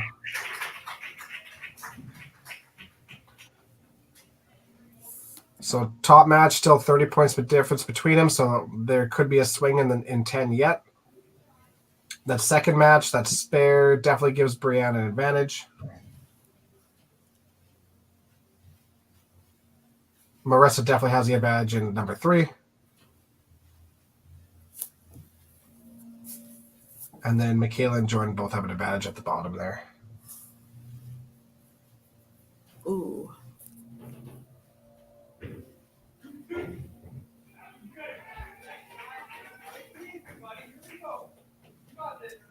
Matthew definitely looks tentative right now.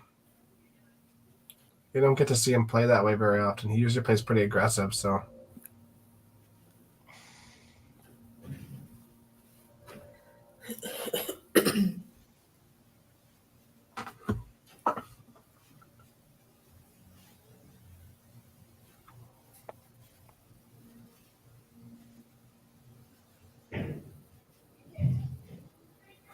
Unfortunately, Charlie goes through the hole. I didn't even say anything this time. Come on, I want that. I just Way to want go, a 3 Julie. pins. I just want a 3-pin spare, super spare. Michaela carried the 2-pin this time, though, so you're all right. All your sticks, people. Come on, come on. Oh.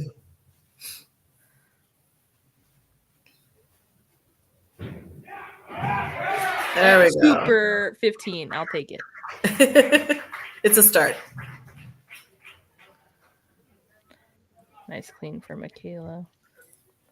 I'm going to try to jump through a few of these real quick. Marissa from Regina and Glencairn throws Aramith's bowls right-handed, Nike shoes about a high of 383. Ooh, just in time. Ooh.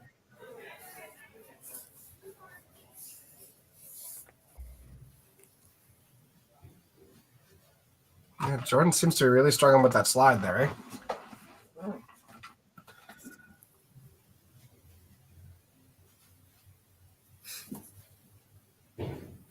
That one looked better. The first one seems like he's just going a little quick, you know? Yeah. And if you're not used to like the approach, because he's from South, and like I don't think they have a lot of places that have the approaches as fast as Body Doing and Sherwood are. So if you're not used to that, it's going to take a little bit to get comfortable for sure.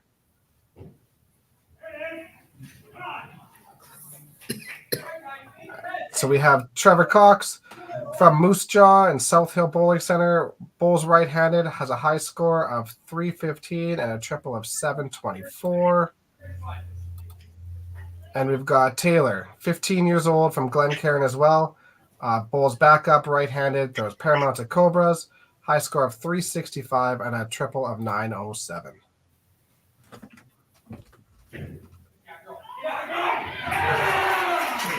Good shot.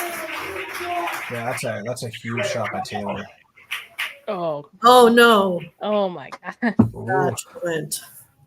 All right, so this match gets interesting. Taylor can max out at a score of 311, and so can Nathan. So right now, Let's see. Oh, Taylor bangs out, and Jordan picks a spare, throws a strike. We've got a tie on our hands. I like these kind of matches. Absolutely. They're fun. Oh. Oh, and he misses it.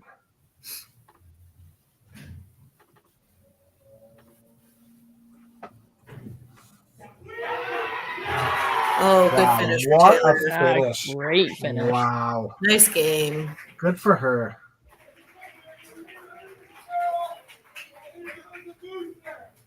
So, Taylor in Saskatchewan comes back and steals that first point. Well done. 311 to 294. What a great match. Yeah.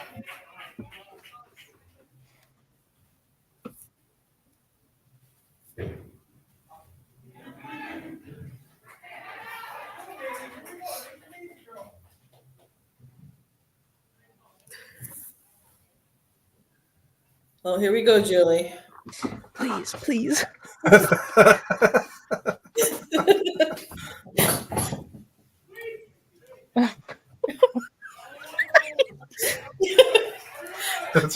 You should Come on, Brianna. Come on. Oh,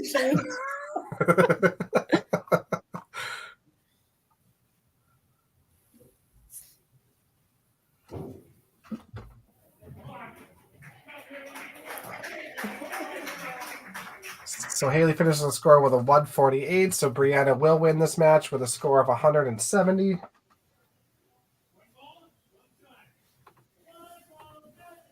So it's 1-1.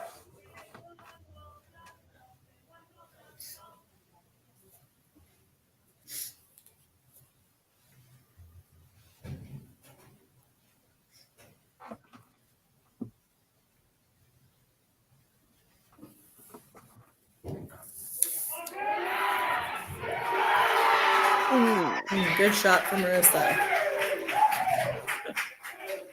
She brings a lot of life to the team, eh? She does, yes. It's awesome. That's so cool seeing. But even like if she's just bowling singles herself, she's still like that. She's just always been. But she doesn't seem stressed at all. She just seems happy. Yes. Like, yep. all right. So she will take that match there. So it'll be 2-1 for Saskatchewan after the first 3 matches. Well, that's a good one. Great ball. Great shot by Matthew there too. That's a better 10th frame for him. So they combine for a score of $183.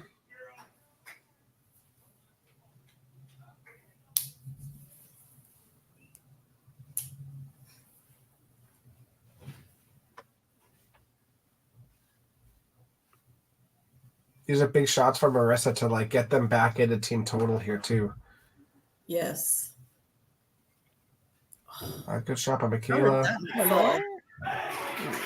That's great. What a great finish. Good game for Marissa.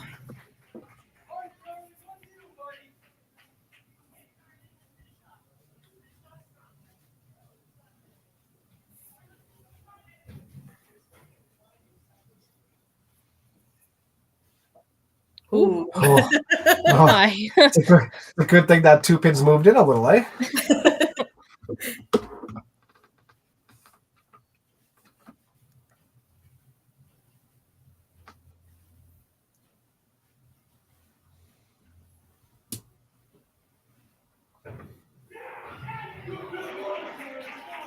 Oh, good shot. So Alberta will take that match.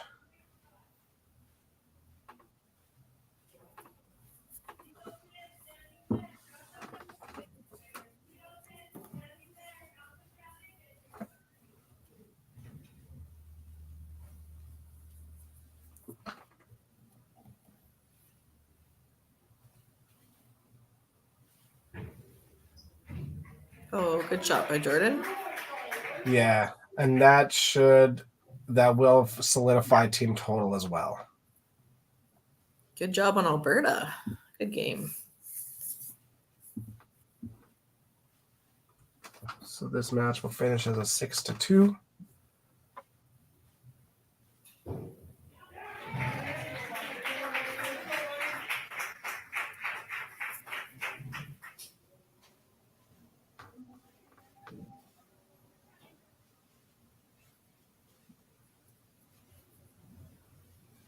Who does Saskatchewan take on next? I'm not even sure. Just let me check. Game 3. Sorry, throwing you curveballs. Julie, do you know who Alberta's facing next? I have it up. Give me a moment. Ontario, I believe. Okay. All right. And Saskatchewan does Newfoundland, Labrador. Awesome. Yeah. So Alberta finishes with a score of 11-18. One more shot here for Saskatchewan.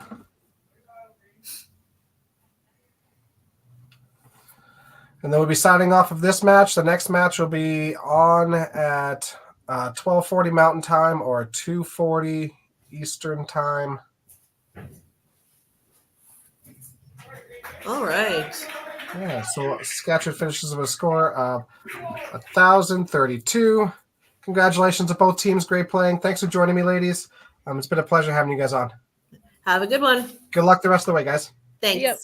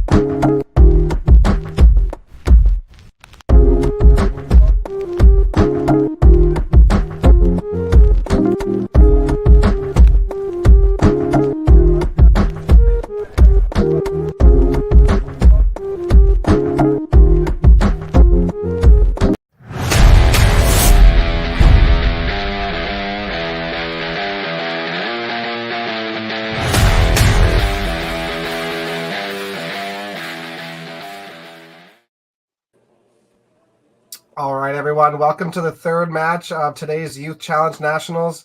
We're just starting this up a little bit early so we can just go over a few things. But welcome to our commentators. We've got Kayla. We've got Stefan Bouchamp. Welcome aboard. Thank you guys for joining us. How are you guys doing today? Pretty good. Pretty good. Good. Thank you guys for joining us. Let's go through the rosters before we start today. Kayla, do you want to go through the BC players? Yeah, so representing BC on the ladies' side, we have Kyra, Brianna, and Addison. And on the boys' side, we've got Nick, Gavin, and Evan. And our coaches are Karen and Jason. Perfect. And then on the Quebec side there? So on for Team Quebec, for the girls' side, we got Rosa Nadeau, Catherine Lafortune, and Callie Sinnott. And on the boys' side, we have Michael Mador, Antoine Nadeau, Johan Donny. And the coaches are Céline Saint-Onge and Guy Charon.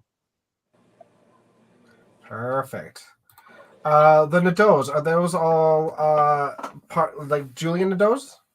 Actually, no, but they are cousins. Okay. So Okay. definitely family related. But yeah, no, not with the Julien's family there. Awesome. Okay. Sounds good to me. We'll go through some of the rosters here too. We can, while we wait for them to get started here. So let's start with some of the BC players so we can go through their player cards. Up first, we've got Brianna, 16 years old, out of Robson, Castle Bowl. Bowls right-handed, throws cobras. has a high score of 408 and a triple of 890. We'll go through some of these while we can. We'll go through some of them throughout the match as well.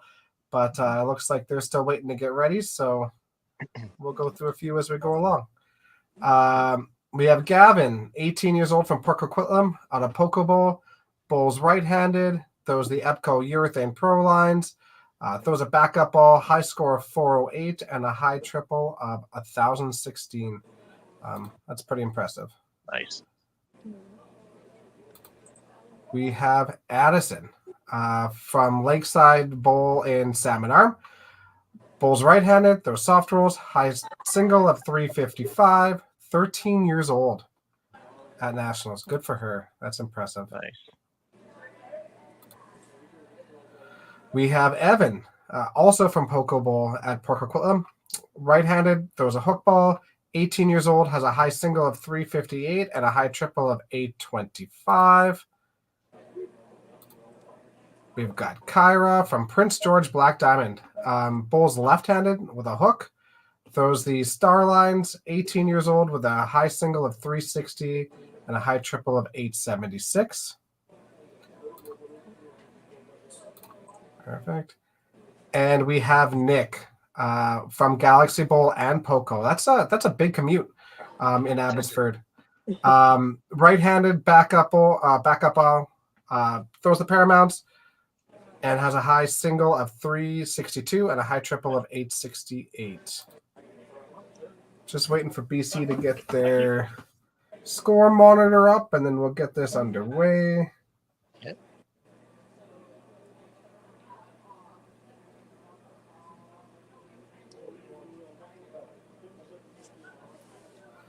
All right, well, while we're doing that, we'll switch over to Quebec.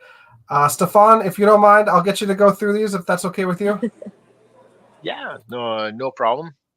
So Cali Senate. Actually, all the Quebec bowlers are out of the Salon de Quai Creber YBC program there. So she's 15 years old, from Gatineau, right-handed bowler with backup. She's been to quite a few nationals, been to YBC nationals as well this year. So this is her first U Challenge this year. Awesome.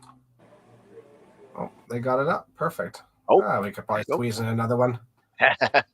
So Antoine, 17 years old, definitely a new bowler to national events. Been to national to YBC for quite a few years, but main nationals for the first time last year to YBC and U Challenge. Same thing this year actually. So played YBC nationals a few weeks ago. So got a lot of experience the last few years. So waiting to see. And from the looks of it, from the lineup, looks like he'll be started off the bench for this one here.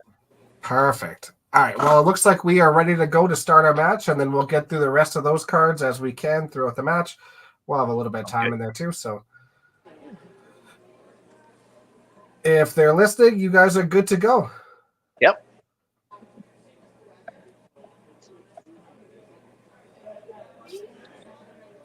Got to get the first person to throw the ball at it. Yeah. Like the first game, I it's one of those like rock paper scissors thing. Like nobody wants to throw that first ball. So yeah, let's see. I was always the opposite. I can't wait. I can't. No, you just want to go. You just want to go. Let's just get it Absolutely. over it. Let's go. Absolutely.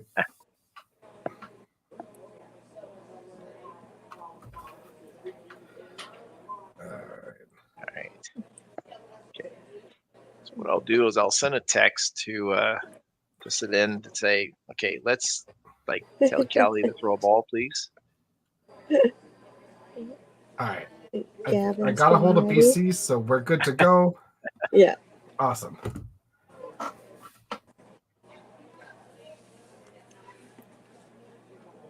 There you go. Beautiful. Good luck to the matches. All right. Yes. Let's have some good scores out there. Yes. Yep. Best of luck. How have the matches been going for you guys thus far? Great show. We've been 7-1 for our first two. Awesome. Okay. Nice. That's a great start. Stefan, how are you guys doing? Unfortunately, we only took 2 points both games, but I mean they threw a 1240 and 1158 both games. So I mean 248, 231 average, and come out with 4 points. It is what it is. So yeah, the hard part about match play sometimes, that's for sure. Yeah. Yes. 100%. Oh, good starts here. Yes, definitely.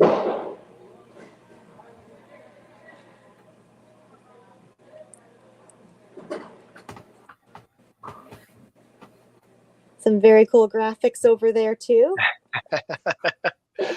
I love those. Yes. And we lost the BC score.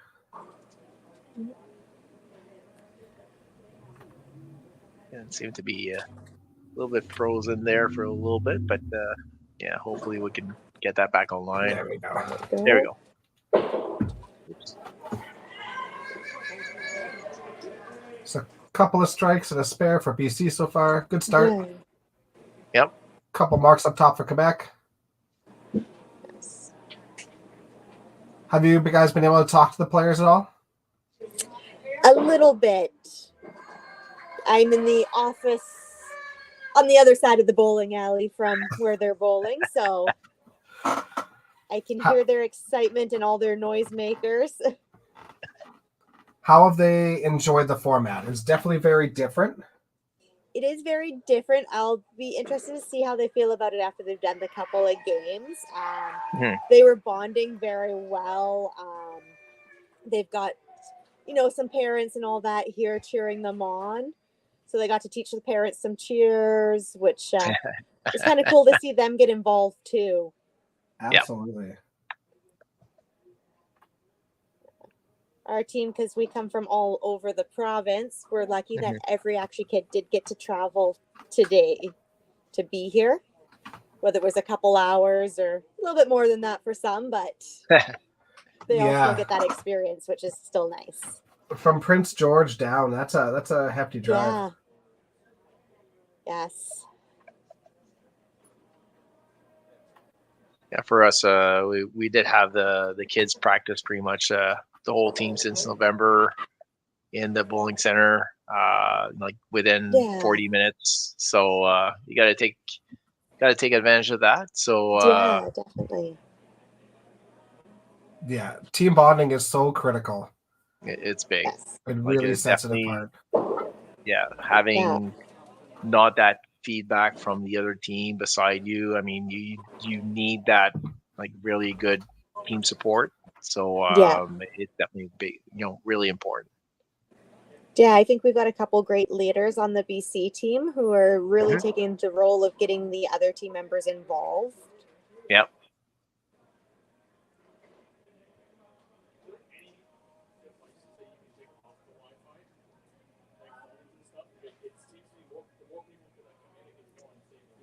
Definitely a really good start for BC, that first frame there.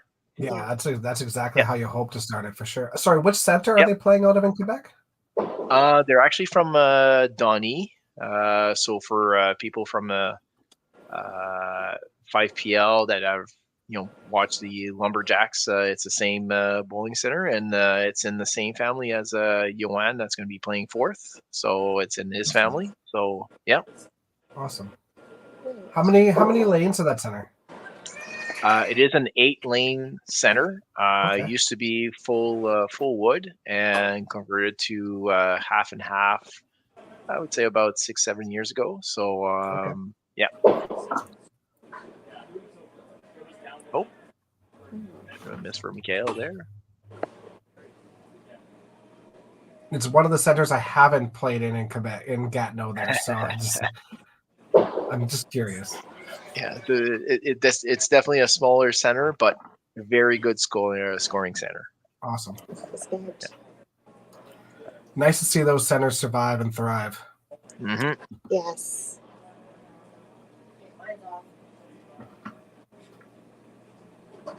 He throws the ball really well too. Yep. when it's Will, like he does throw a really hard shot, and when it's roll, he does have like a really good count. So Yeah. good shots on the Brianna side. Yes. Had the opportunity to actually coach against her in the YBC Nationals a few weeks ago. So yeah, very good bowler. Yes. One difference with this format is that noisemakers are not a problem. They can hear like the kazoo going on in the background. True. Yes, that would be over here. We've got one of those going.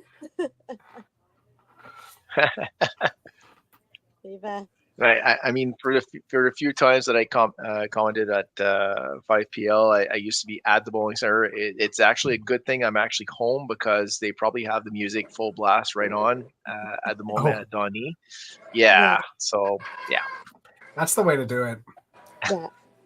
Another good frame by BC there. That's 9 marks out of 10 attempts. So that's what you're looking for. Really good start. Quebec, I mean, you got your double going there. You got a strike up top, so they're right in it too. Just looking for a few more marks in there, but not a bad start at all. Yep. Just want to take a little bit more time on that second shot there to fill in those frames with those spares, but we'll see the next few frames.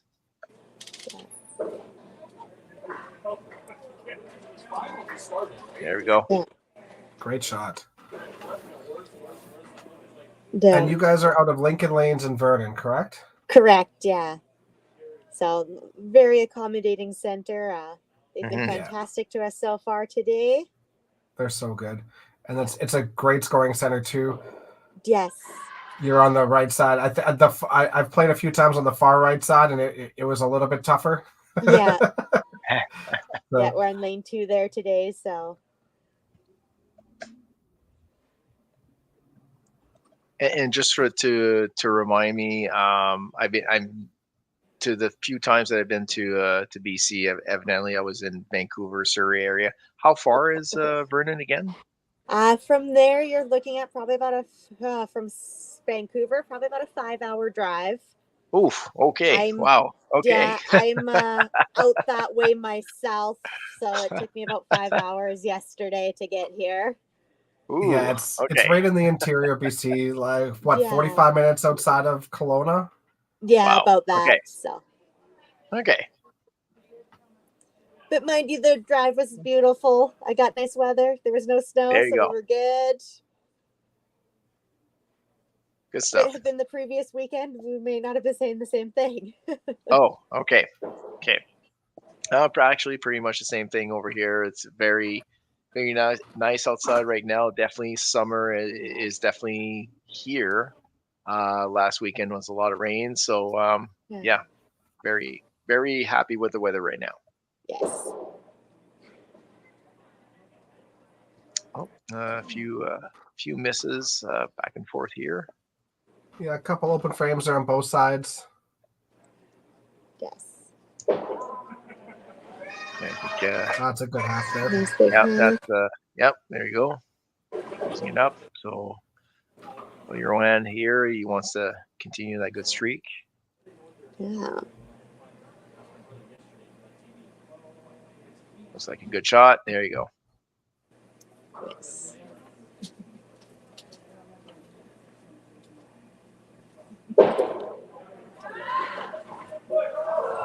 Oh. Yes.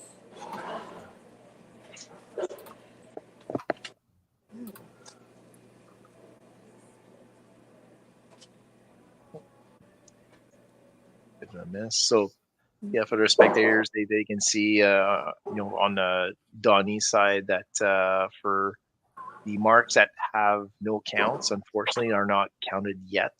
So it's something to keep in mind. Yeah, so that means you guys have another 105 points to add in at the moment. So exactly.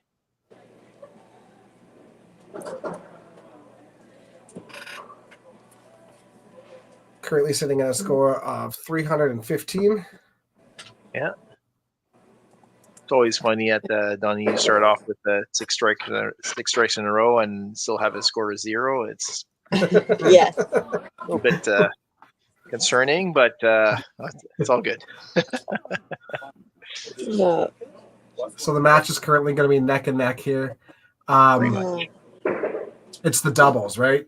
In this format, you're just looking for as many doubles as you can get. Those are the turning points. So yep, Quebec's got a couple of those going there right now, so that's where they want to be.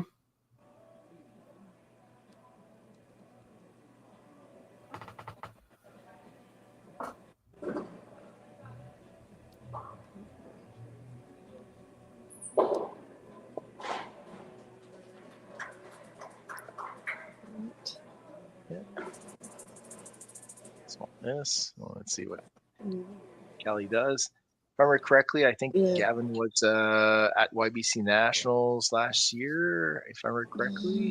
Yes, I would. So. I believe that as well. I know he's done YC. This is his third nationals for this tournament. But he has definitely made a few. Yep. Yeah, he was on the 2022 and 2023 Youth Challenge team. Oh, there you go. And then he has been to nationals in 2017 and 2023 as well for the mixed and senior boys. There you go. Right. I do remember him being there last year. Yeah.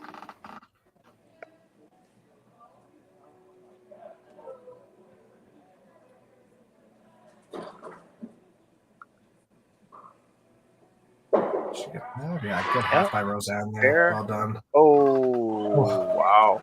He was running that shot out too. Yeah. That was flush right pocket. That was a really good shot. Bad break.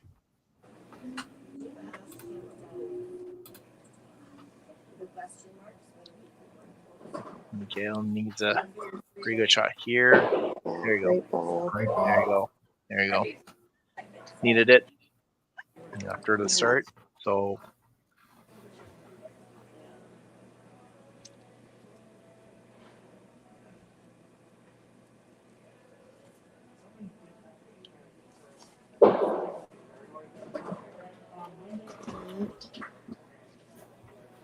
good big shot from Yoann. That's the first opportunity I've had to flash this up today. There We you got go. a ham There ball. you go. Ham ball. Makes my job so much more exciting. That's a great frame comeback from Quebec. Yes. Yeah. Oh, maybe. No. Okay. All right. I mean, you do want to throw that shot in the middle there. Oh, that's a nice spare. Yeah. Not an easy spare. No.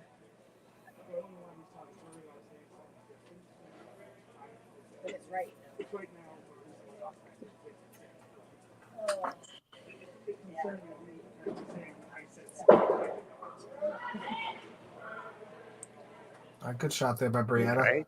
Yeah. Still on it.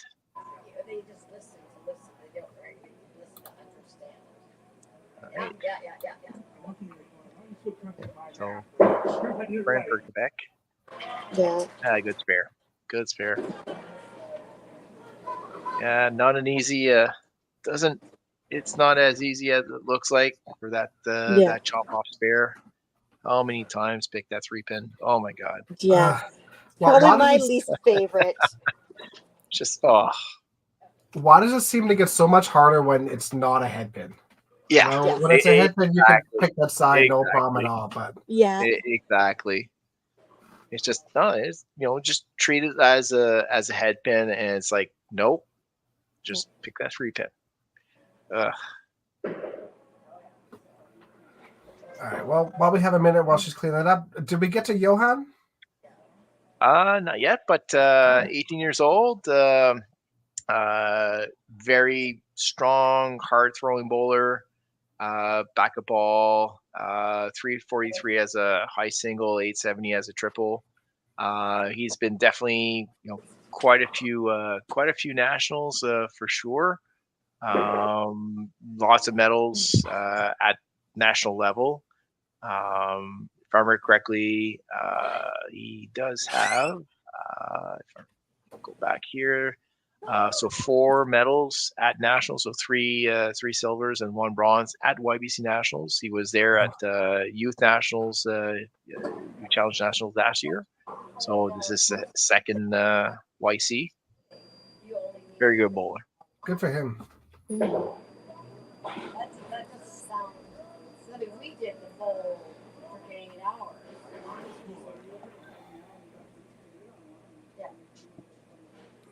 Little conversation from the coach right now, so that's good.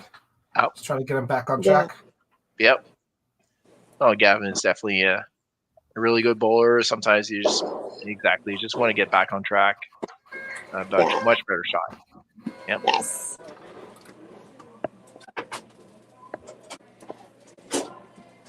Expiry date on them? I mean, you'd think she would have. Oh, there we go. Nice little break there. Definitely some great bowling from the kids so far today. Mm-hmm. Great seeing how well they're doing.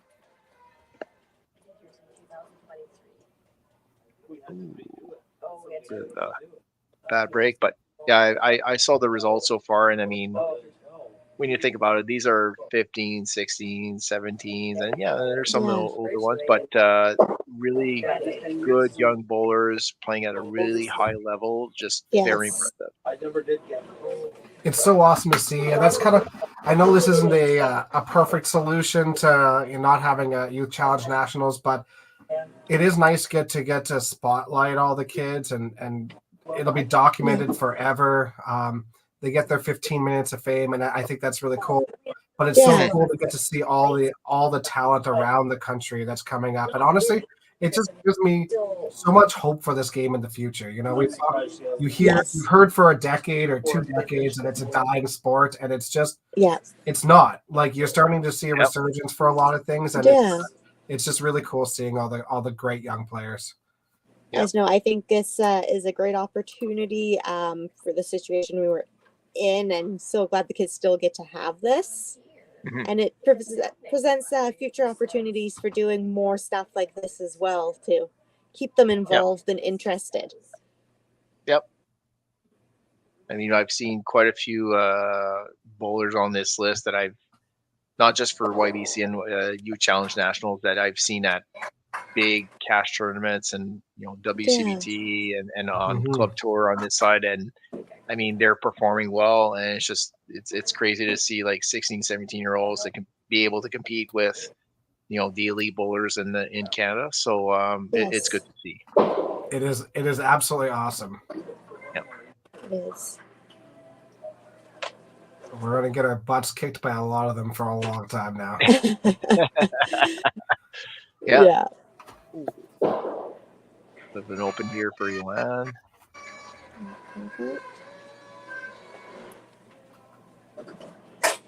I think so. A few misses. So this frame here, a little bit of a lull here. So I think both teams will want to kind of restart. So you might see the coaches kind of get the group together and just say, let's get back on track here, guys. And so it happens. I mean, bad frames are bad frames, but you just want to get the team going again before the other team gets on board. So absolutely. Yeah. Okay.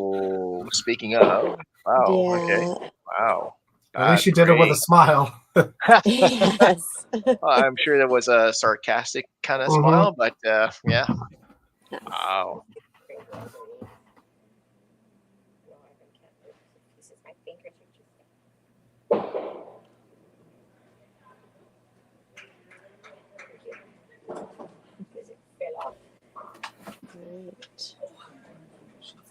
Expiry and recertification after January 15, 2019. All individuals with expired certificates. Great cleanup by you there. Awesome. Yeah, there you go. Seeing seeing this frame right here, that's a good shot. There you go. That gets the team back on track for sure. Yeah. So I mean, you look at the scoreboard right now for the last frame, and it's just one of those things where, you kind of, both teams are a little bit struggling a little bit, but and you feel like, okay, whoever's going to kind of restart right away, and for Kira, that was a really big shot. Yes. So 560 to 465. 3 marks to 2 marks. Ooh, great There you shot go. by Kaylee. Big shot. Big shot by Kelly.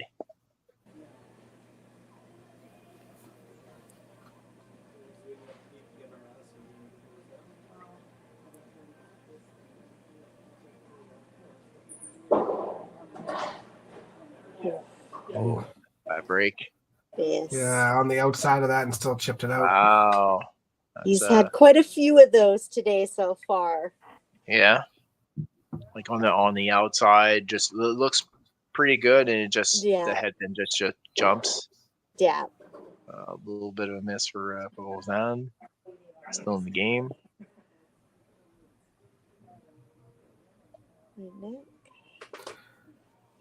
Yeah, still in control of her match there. Yeah.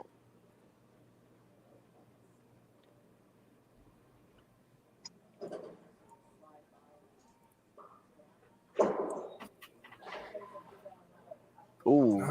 Yeah, I see that. Wow. Good shot there too.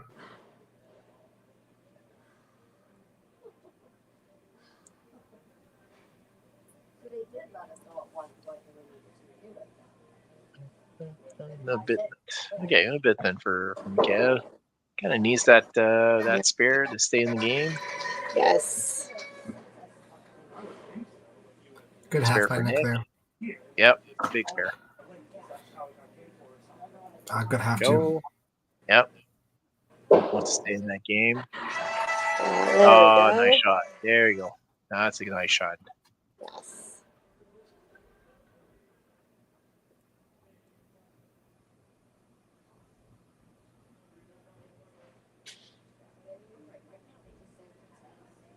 Ooh. Good shot, but yeah. Oh well. That's what happens sometimes.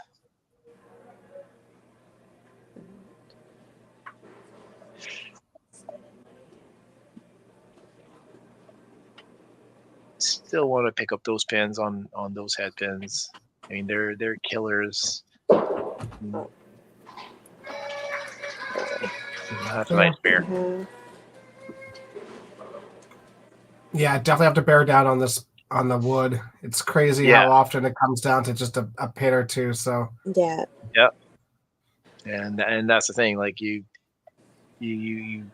see a couple of games go by 5-10 pins, and a lot of times it's not the last ball or two. It's just that wood that you left.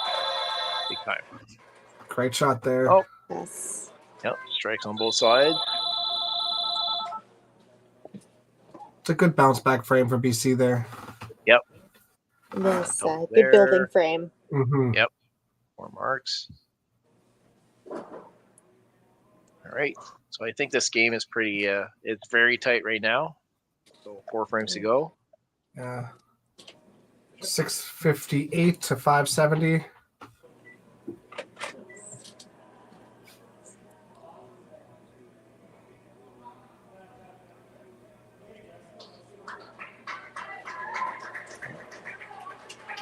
Small miss. There we go. Yep. Better shot. Ooh. It's a good second ball. Wow. Yes. Okay. I've seen quite a few times that corner pin go down at Donnie on the second shot like that, and okay. At least good pickup. Nice 15. Yeah.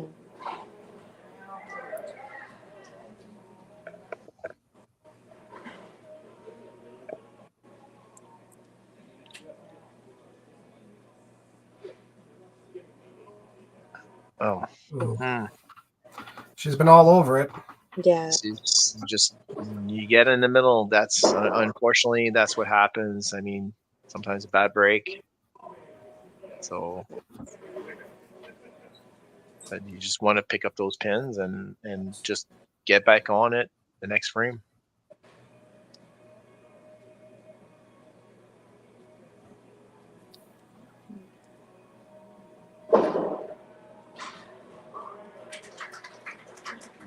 All right. Good lost shot there for Nick. Get back into the middle there. Yep. Game's still tight.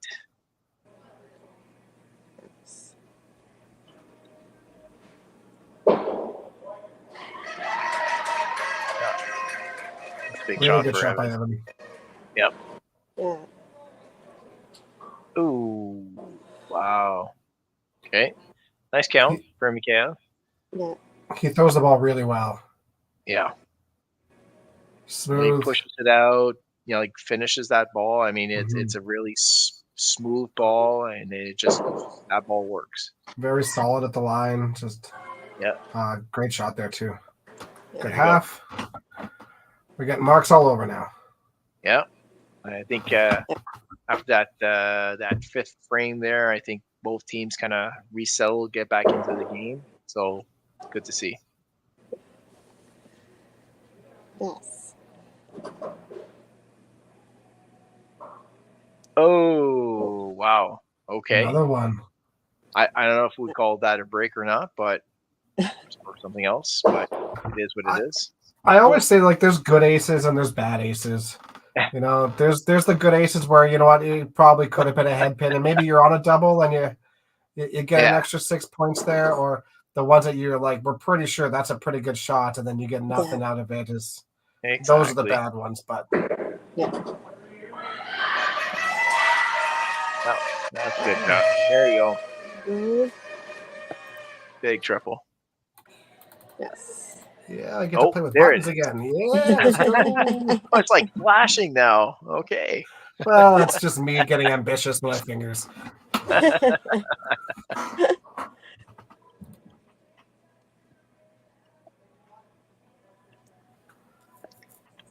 Orange shot for Catherine here. Yeah. There you go. Ah, great ball. All right. Yeah, it needs to keep up those doubles. Looking at BC right now, they three marks, but 2 doubles there. That's pretty big. You do want to keep in the game. So Yeah. gonna be an interesting finish for sure. Yeah. Ooh. Oops.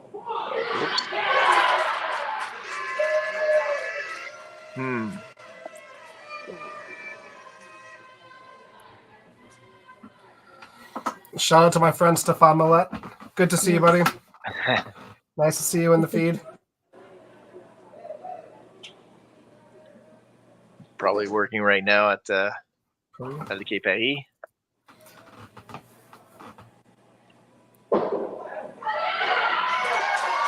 Good Great shots. shot. Yep. You're starting to see the energy build there. Yep. Yeah. They've been doing a fantastic job at building that energy come 8, 9, 10. Yep. It's just all of a sudden that switch flips for them and they go. Here we go. Wow. Yeah.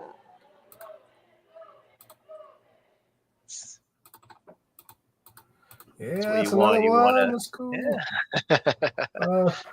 And you want to step it up, and it's just at the right time. So, hoping on the Quebec side that they can do the same thing. Great shot there by Roseanne. There, exactly. Barely missed there.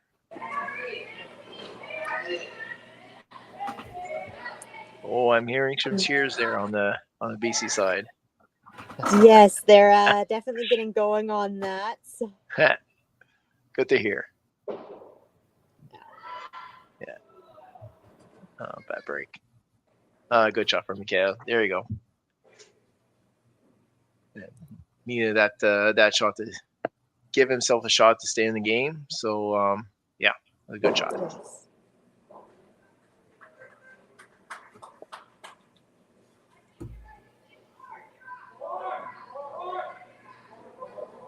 Ooh.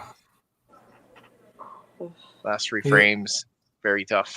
Yeah, he started off really good, and now he's just a little bit too much in the middle there. Yeah, maybe gripping that ball a little bit tighter. Yeah, or looking up to get results before you're done throwing, and Yeah. it's always just the smallest of things, right? It's that difference between that head pin and that strike. Not much.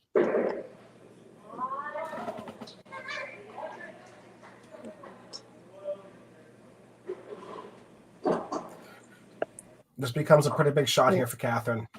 Yeah, it is. Both for her match and for team total, for sure. Yep. Yeah. Oof. All right, still has the lead, but still wanted to stay in his game the last 3 frames. But yeah, for sure, Catherine here, it's a pretty big shot. I mean, totals within range for both teams right now, anyways. But this is going to be the one that I'll try to keep that momentum on Quebec side for sure. Oof.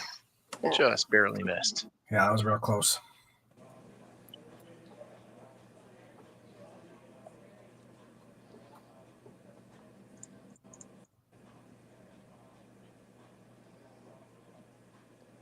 And there we go. Good half. Better shot. Okay. All right. So big 9 and 10 frame. Still see 2 doubles on BC side. I mean, those are huge. They, you start putting in some really good counts on them. That'd be big. Yeah, Quebec's got 45 points to add in there, so they will be at 867. So up 35 points right now on British Columbia. Big strike. And he was pretty confident about that right out of his hand. Yeah. It's a great shot. There it is. Man, I love these. They just add that little bit of extra. There you go. Dexter, we needed that sound as well, the sound effect. Yeah, we need the kazoo with the absolutely. Oh.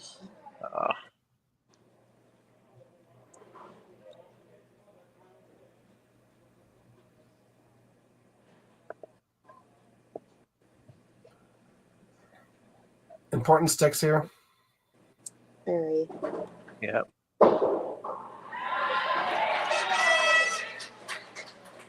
Right. Let's see for Callie. She wants to keep going. Oof. That's gonna be an interesting 10th frame. It will be. Yeah, it's gonna get real tight. Yeah.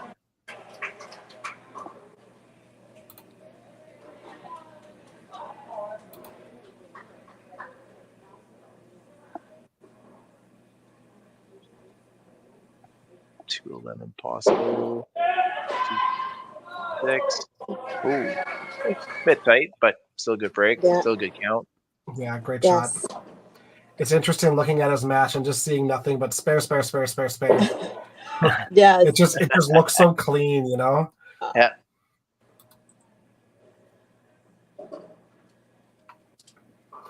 So that's Evan's first open frame.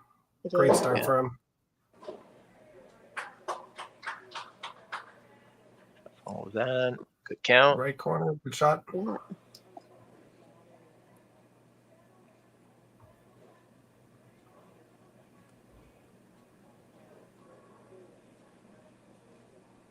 Ooh, just missed. Still want to pick up that pin. I'm just going to flash this quickly, but do you want to talk a little bit about Roseanne? Yeah, for sure. 15 years old. From Gatineau, of course, and at Creber. She's been in the YBC for many years. Been quite a few nationals, so fourth nationals for her. Second U Challenge, and she does have a bronze medal at the YBC Nationals. So yeah, lots of experience for a young bowler. That was a really great shot there too. Yeah. Let's talk about him a little bit as well. Yeah, Michael. I mean, he's Marc Mador's son, so and does have a few brothers that competed as well at national level. So Michael already has 6 nationals under his belt, 5 goals already at YBC Nationals. So Wow. very accomplished bowler. Pretty incredible. To see these accomplishments from young bowlers, still have many years in front of them. I mean, Yeah. very impressive. It's phenomenal.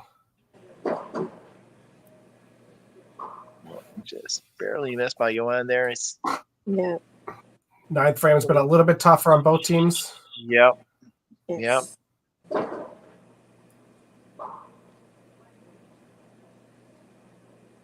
Good half. And let's talk lastly a little bit about Catherine. So Catherine is the oldest one of the group.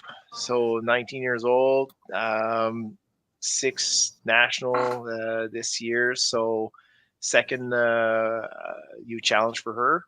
1 gold and 1 silver at YBC. So again, very experienced team. So very good young bowler, and she's got lots of years ahead of her.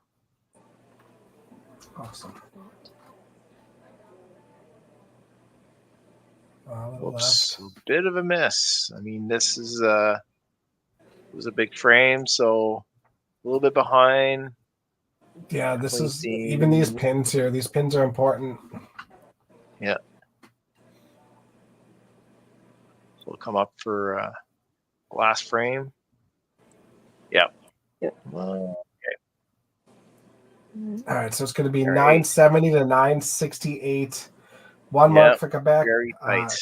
A couple for BC with a double at the top is going to be. Yeah, that's going to be huge. Yeah. Gavin's next ball is going to be very important. Mm-hmm. Yes.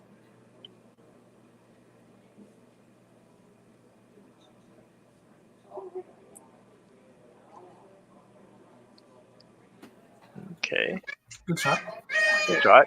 Good shot.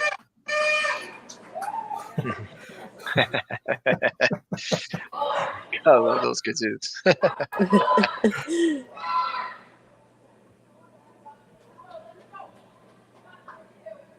Thanks for Kelly. Yeah, big shot. Well, let's see.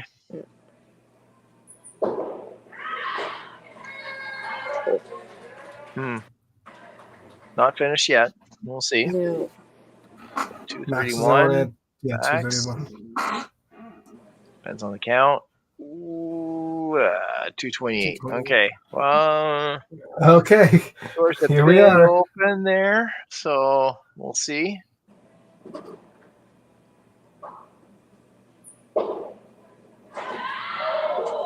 Oh, it just absolutely burnt on it. Wow. All right. So, congratulations to Quebec. They get the first win. Yep.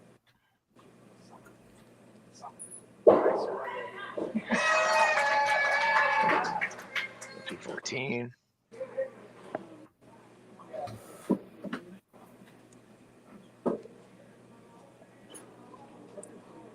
And total still neck and neck, 990 to 1001. Yeah. Both with 1 mark in there. Yep. And this is where pins. Any pin is important. Yeah. Great shot. Big shot. Yep. So I want Roseanne to throw a good shot here. Oof. Wow. Wow. Yeah. I know it sucks, but you got to take that deep breath and make sure you pick those pins. Yep. Yeah. You wanna...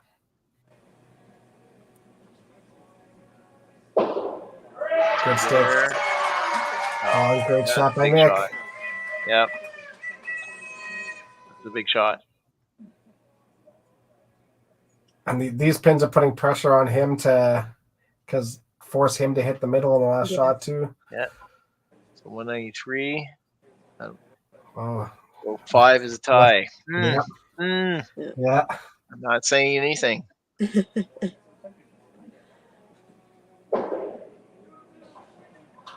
And there we go. Yeah, there it is. Yeah. So half point there.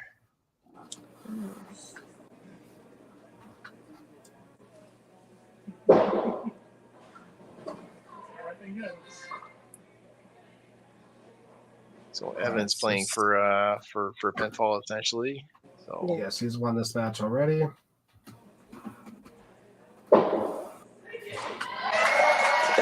Fair.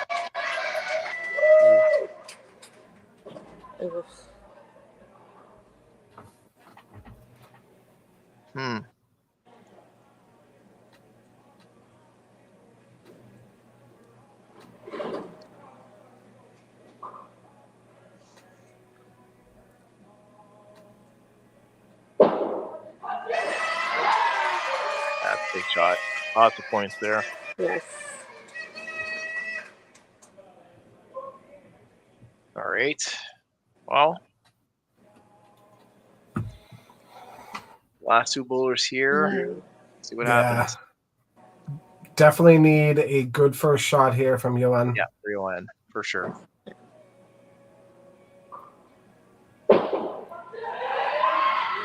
Oh boy. Wow. That's going to be tough. Yeah, not the way you want to see things go down.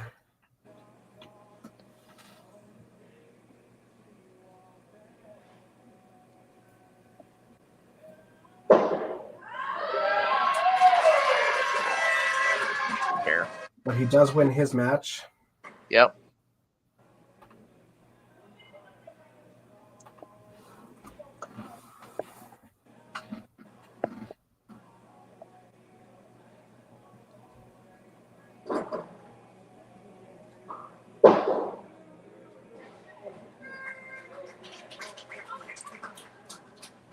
Laney.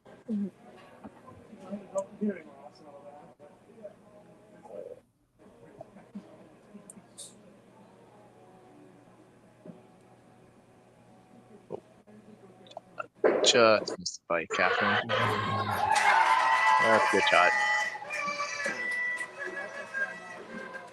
So that will finish that match and team total. Yep. Oh, probably 5.5 for. Yeah. So then There you 5.5, go. There you go. 2.5. Yep.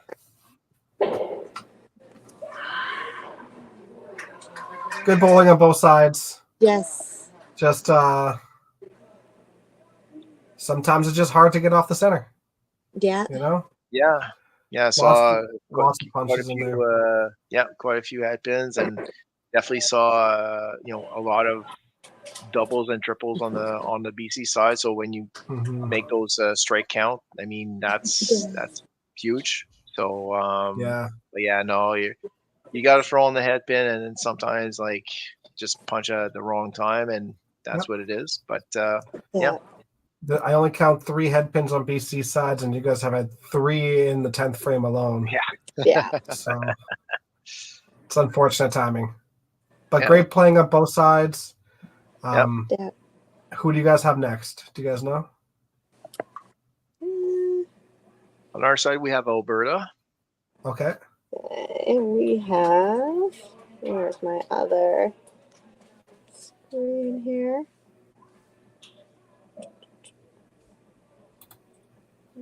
BC 7 1. We have it. Either way, good luck in the next matches. Good luck the rest of the way. I hope you guys enjoy the experience the rest of the way. But yeah, good luck. Play well. Enjoy it. Yes. Thank you. Our next match will be at 2 o'clock Mountain Time or 4 o'clock Eastern Time. Please join us then. But yeah, good luck the rest of the way. Thank you for joining me, guys. I really appreciate it. Yeah, thank you. All right. Thanks everyone. Good luck. All right. Good luck.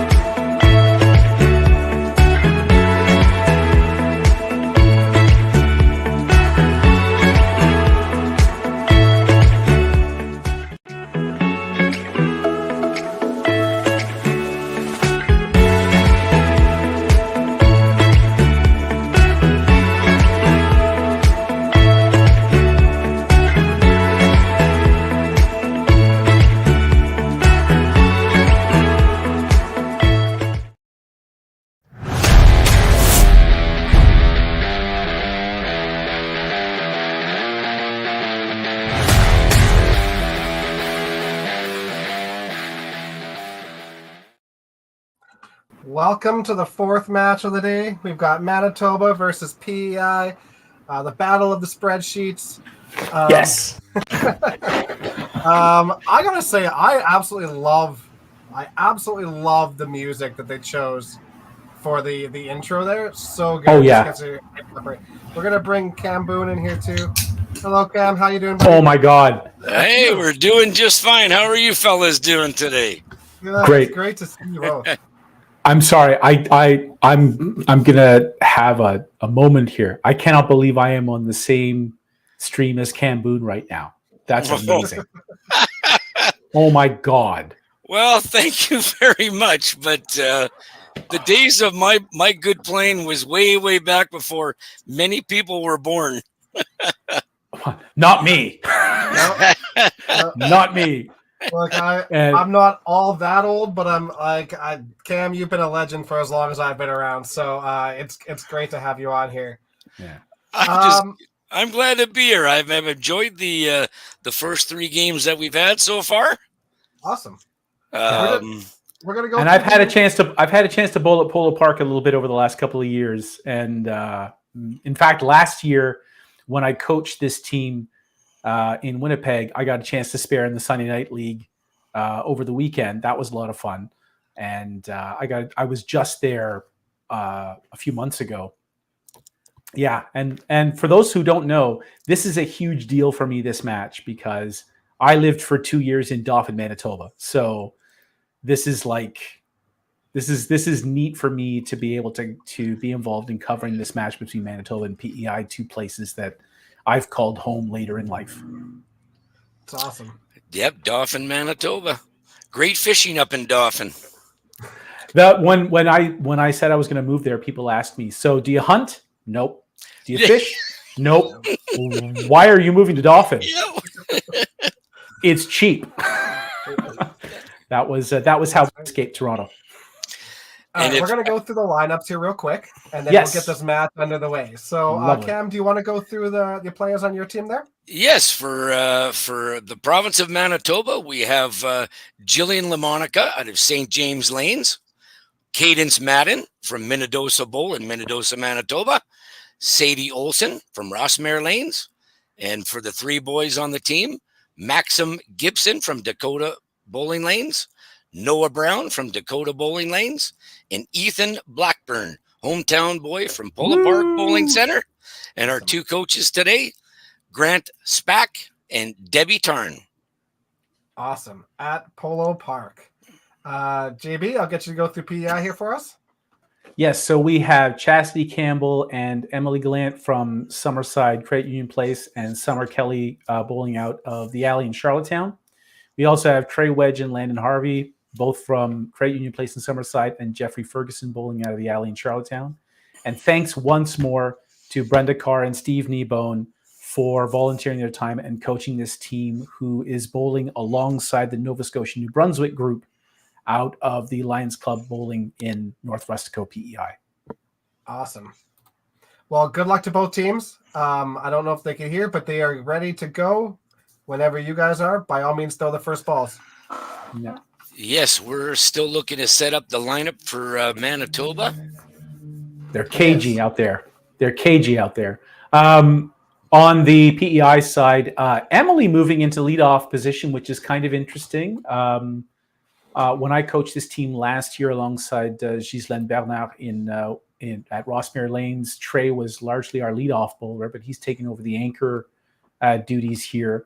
And so Emily leading off, I'm curious to see how she reacts. I wonder if this is Brenda and Steve trying to see what Emily's made of.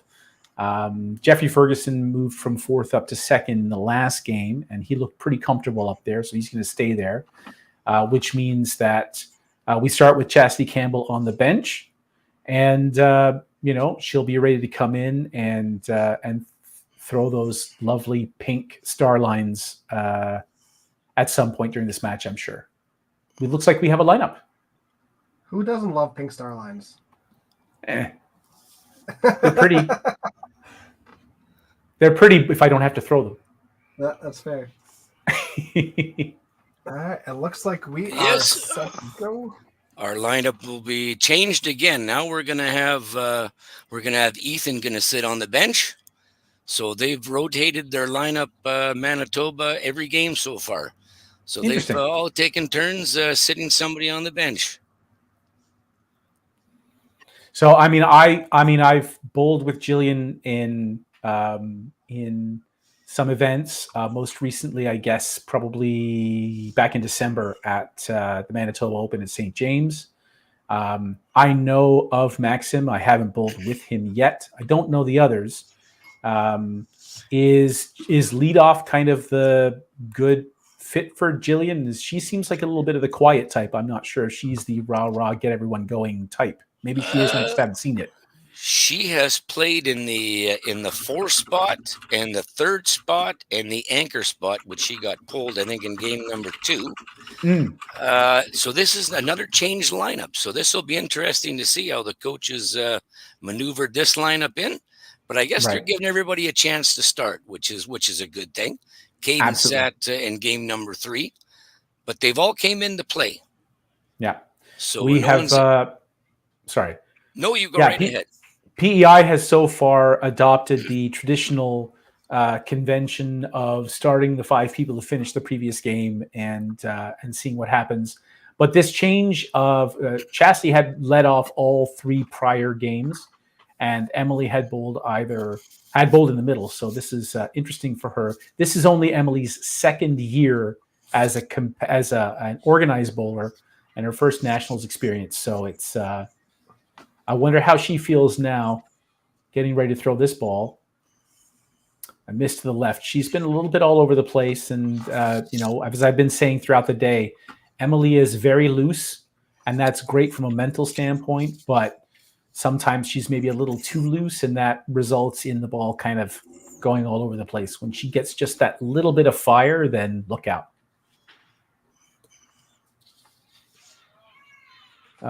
Good shot by Jillian there to get the spare in one. I didn't see it, but I heard the crowd that's Yeah. at my center, so I'm going to take it that was a spare. Yep, there it is. Yep. Well, I saw the ball go somewhere near the head pin and some cheering, so I made a good guess. Yeah, we got Cadence up on the lane right now. She's been bowling for 14 years now. Oh, fantastic. This will be I 10 like her. years in YBC, and she's also this is her 5th U Challenge national team. That's amazing. We did not have the nationals back in my day. I'm just old enough to have bowled in the Youth Challenge before there was a national leg. So I have a provincial gold medal and a surprising 4th place finish about 30 years ago. But, we were 4th in 1991. I don't know why, but that's kind of how it went. So it's nice that these kids have a national level that they can aspire to in this event. Yes, rather than just your traditional YBC nationals, it's good that the Canadian 5-Pin Bowling Association also has another national event for all YBC players, and that is fantastic when you can compete on 2 national levels. Yes, and here we have seen already from Jeffrey over on the right side. If Jeffrey raises his left hand after he throws the ball, that means he didn't like it. But if Trey raises his right hand after he throws the ball, that means he loved it. So now you understand a little bit more about how to follow along their physical gestures at the end of every ball. Jeffrey waves away the ball to forget about it, and Trey waves away the ball to say, I had that all the way. A bit of a slow start on both sides, but as we've seen, the matches really don't come into sharp focus until around the 7th frames. In the meantime, we're just seeing who feels good and where the individual matches seem to be going. Yeah, it's no surprise that a lot, especially at this age, right? You change the lineup again. I know for Manitoba, and then it takes couple frames now to get to where your players are and your psyche is and your mental note. So you just take a deep breath. This is an area where Landon, who just opened to start, has really made some strides. He was at that age to be really, really competitive, and he really, really cares about his results. And this year he's taken a huge step forward in regulating his emotions and feeling good about the good stuff and letting the disappointing stuff go. It's been really rewarding to see a lot of these kids really start to understand the benefits of being more calm and relaxed and optimistic. That being optimistic doesn't mean denying when things go wrong, but it just means looking forward to the next thing instead of looking back at the last thing. Well, us as coaches, we always try to instill that, right? And in our youth is, positive, looking forward to the next frame. Absolutely. You cannot bounce back on the, always looking at the bad frames. We always looking forward, right? Absolutely. You got to set yourself up and look forward. And the quicker go ahead. Sorry, Cam. Yeah. And the quicker you can do that, the better player you'll be. Yes, and Trey here up on the right-hand side is emblematic of that. there are actually quite a few kids on this team who have a very jovial attitude, but Trey especially. I coached him for the first time at a national level in 2015 at the Youth Bowling Nationals in Scarborough, Ontario, and even as a bantam, he just threw the ball and he was happy with everything. Nothing seemed to faze him. He's starting to take the game a bit more seriously, and he's a little bit more aware of when things aren't going well than he used to be. And a little bit of that tension creeps in, but he's so resilient because no matter what happens, he knows he's going to walk out of the bowling center happy. He might not be thrilled with his performance every single time out, but it's not going to define who he is, and he doesn't take it with him when he goes. I think that's a really good point, JB. And we put we put all this pressure on ourselves to perform at all times, and it's just not a realistic thing. At the end of the day, like you guys were saying, you need to have a really short memory.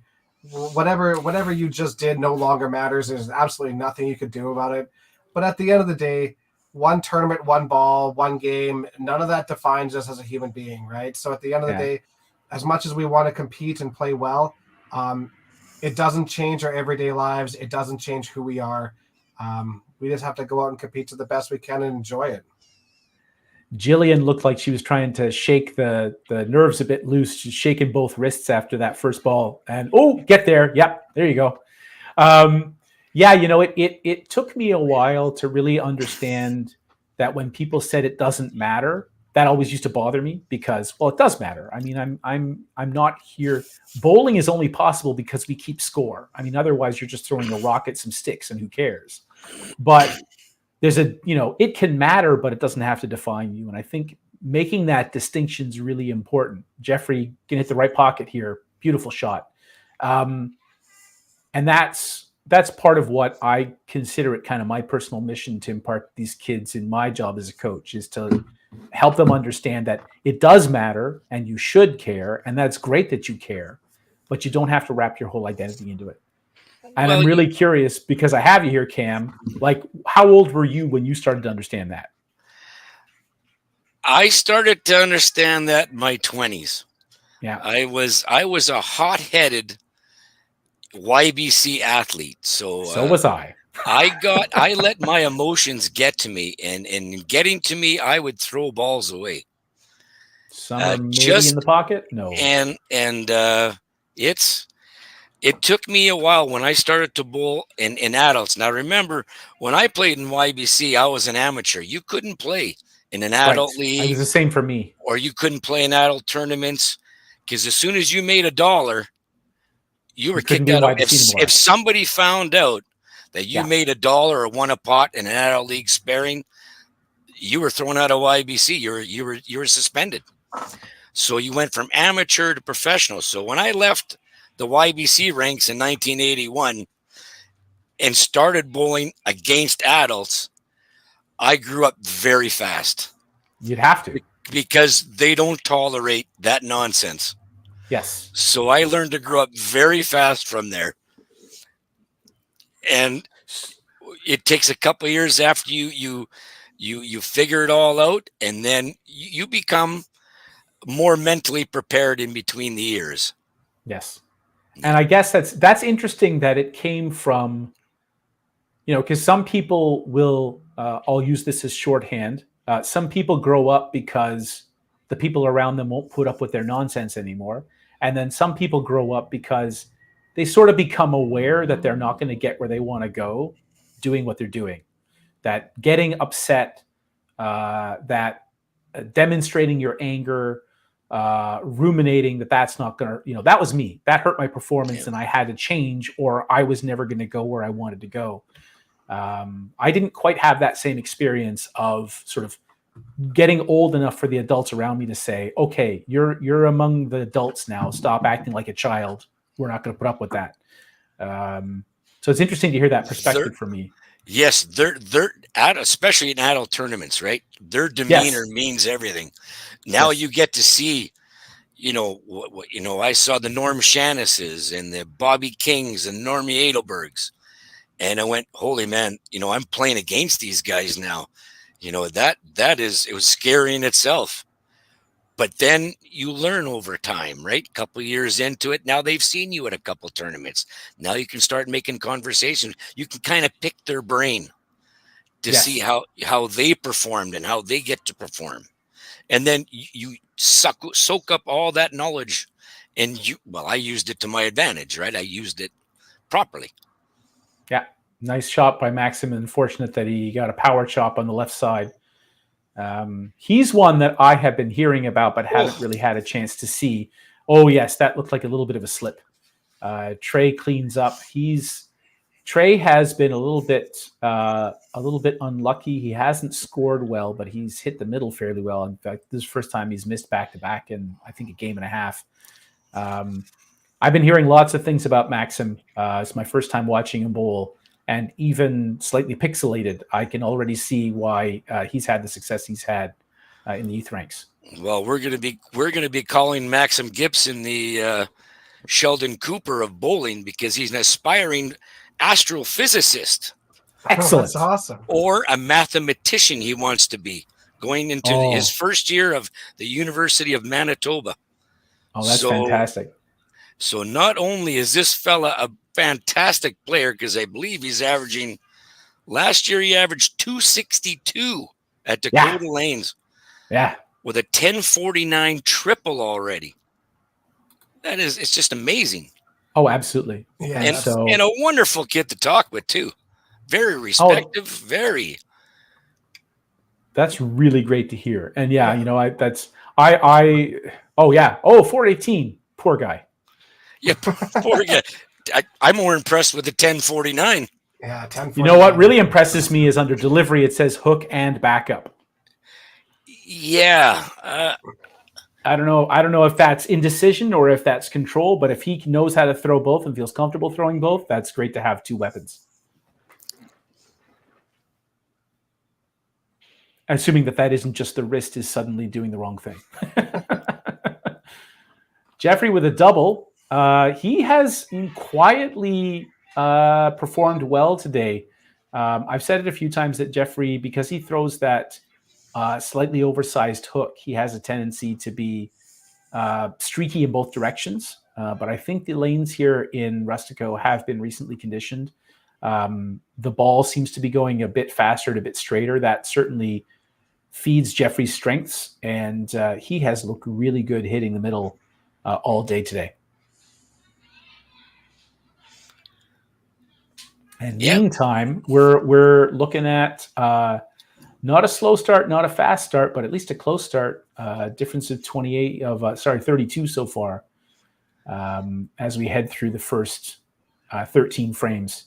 Yes, we just got Sadie Olson on the lane now, and last game she bowled her highest league game, or her highest game of her career, at 318. Wow, that's just fantastic. The last game, yes, against Northern Ontario. That's awesome. Fantastic, great achievement. Yeah, we had in the last game against Nova Scotia, New Brunswick, Hunter Homan threatened to win the entire match himself. Was started open 5-bagger. And yet Trey managed to take him down to the 10th frame before that match was decided. So you just never know.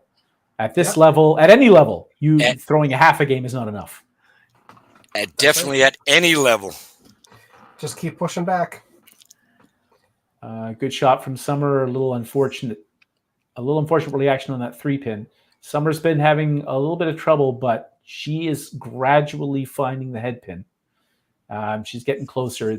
She has about a decade of organized bowling experience, but she's had the misfortune of being buried under a bunch of really talented bantam and junior girls on PEI for most of that time. And now that many of them have moved on, she's starting to really come into her own and get more opportunities to experience competition where she's in it instead of looking at 4th and 5th and 6th place. So she has lots of time left to make some. Oh, nice shot from Trey. That's was that 12? No, left corner. He got the nice bounce. Summer, she over the next 4 or 5 years could have some wonderful experiences and great achievements in youth bowling in Charlottetown and throughout the entire province. You know, it's not very often at all you see a fella like Trey throwing off the same foot that he bowls on, the right foot. Yes. That brings me back to the fella who I thought was one of the ultimate best in Ontario, Greg Pederitis. Yeah, Greg Pederitis, yep. Absolutely. Wow. I remember that name because I bowled against him in match play 3 times, and I'm 0-3 against him. That's not surprising. When I lived in Toronto, I couldn't bowl much just because I wasn't living. I was living an annoying distance from a bowling center.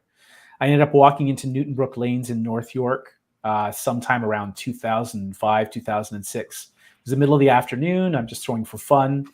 And then this guy walks in wheeling a suitcase. And I didn't think anything of it at the time, but he sets up like 4 lanes to my left, and he threw a ball. And while he was releasing the first ball, I just went, "Oh my God, that's Greg Pederitis." You can just tell right away. Unmistakable. I mean, yeah, you're not wrong. His style is very distinct. Definitely. And we had there was a young PEI bowler, Brad Murphy, who had very much the same style, right-handed, slid on the right foot, and had the very, very, very deep knee bend. And all like spitting image of Greg Pederitis' release. It always amazed me that they could get so deep with that knee bend when they're throwing on the same side. Great shot by Emily there. Good count on her spare. Yeah, we are. Manitoba's starting to take a little bit of a lead. Jeffrey, not quite the left pocket this time. So 35 on that double. There's a nice ball. Some by energy Keatons. brewing over on the Manitoba side. Fantastic. Can hear it from your office, Cam. Oh yes, there's Awesome. a nice crowd here. Good. First time Jeffrey got tapped on that 5-3-2. And he, like I said, he's streaking both ways, and today it's been mostly good. Yeah, he'll shake his head, but that wasn't nearly as bad as it could have been. I haven't worked very closely with him, so I don't know what's going on inside his head. But in spite of the fact that he, will shake his head and maybe look a little bit dejected from time to time, I've never seen him anything more than mildly annoyed. That's a skill set right there. Absolutely. Landon loves that shot right there. If the least you ever or the hit. most you ever see is mildly annoyed, they're doing pretty good. Yeah. Especially at the teenage. That is something. Yeah. Oh yeah. The last thing you want to see is the shoulders down and the frown coming off the lane, and your teammates. You want to still try and help out your teammates. They're all cheering for you, and they all feel every shot that you throw as well. And that's one way in which the smaller provinces really have an advantage, right? Because for the most part, these kids have seen each other a little bit more. We have 4 bowlers who bowl regularly in Summerside, 2 in Charlottetown. They're not that far apart from each other. Some of them do bowl in the same leagues throughout the winter outside of YBC. They know each other. They support each other. They are, it's not like sometimes it can be where you have kids who never see each other coming from across the ends of the province, getting to know each other over a 3-day period. And maybe it works out, maybe it doesn't. There's a beautiful ball from Trey. And it didn't go. How did that head pin not take it out? Wow. That's a really good shot. He's really smooth off the right foot too. He absolutely is. And you can once you hear him in person, then you'll never forget that giggle. He's just, there's a reason that his nickname is Giggles. He just, he'll laugh, and it's exactly. Occasionally it's that nervous laughter of where was that, but most of the time it's just like, weird things happen. It's awesome.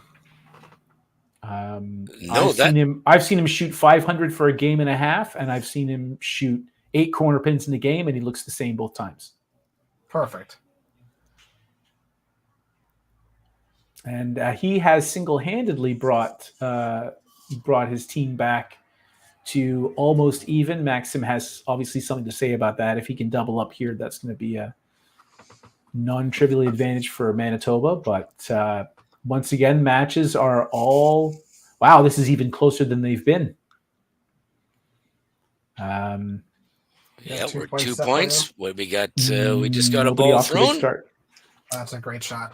Okay, that's disgusting. I need to get a crystal clear video of that follow through so that I can make that the last thing I look at before I fall asleep. That was absolutely amazing.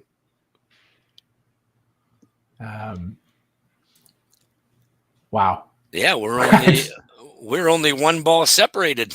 Pretty much 1 ball separated. after 4 frames. Oh, and there's a nice shot from Emily. There you go. That's her first double of the day. 3 out of 5 on the middle. She's, maybe the body has finally got enough energy flowing and it's doing the right thing. Nice shot by Jillian there. Good left pocket shot. Easy strike. And back in the right pocket, maybe? No, not quite. Yeah, I think Jeffrey's fighting a little bit. He has bowled every frame, I believe, so far today. So I know it's only 4 games and these kids have lots of energy, but you wonder to what extent just the adrenaline flow from the competition maybe means that it's time for one of these kids who's thrown every frame so far to take a little break. You never want to come out of the last game of the day because you're going to think about that a little bit longer, but somebody has to do it. And there's a good spare for Jillian. She threw a Absolutely. double, and she throws the 5 spare. Keeps that marks alive. No, things look good here. Landon over on the right side. I've been saying it throughout the day. That's great follow through. He's made huge strides in the last 2 or 3 months on his resilience and optimism. He wants so badly to win. He wants so badly to bowl well. And 6 months ago, you could see him feel embarrassed when things didn't go well. And I just don't see that from him anymore. He's turned a page. He doesn't love missing left corner pin spares like that one, but he's turned what used to be embarrassed face into determined face. And that's just a wonderful thing to see from any young bowler when they sort of come to that realization for themselves that getting down on themselves is not helping them perform better. Yeah, that's solid growth. Is Manitoba going to make I wonder a if that's a change substitution. here? Yeah, looks like it. Yep. Yes. So Grant has now pulled up the substitution. So we're going to get to see Ethan Blackburn come in. Awesome.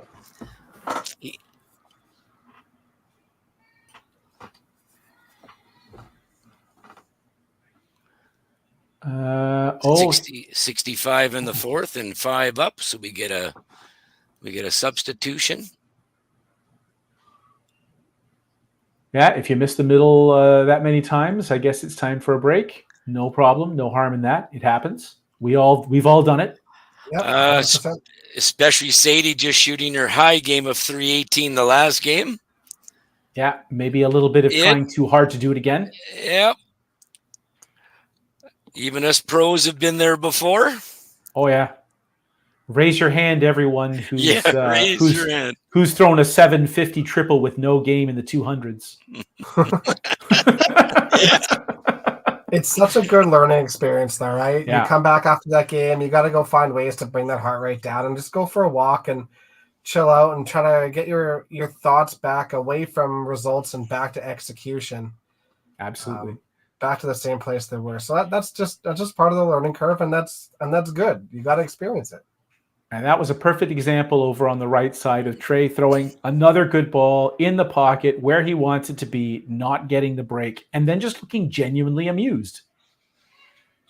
Now, part of it is that Wednesday night, so Trey and I bowl in along with a handful of folks who just bowl Wednesday nights.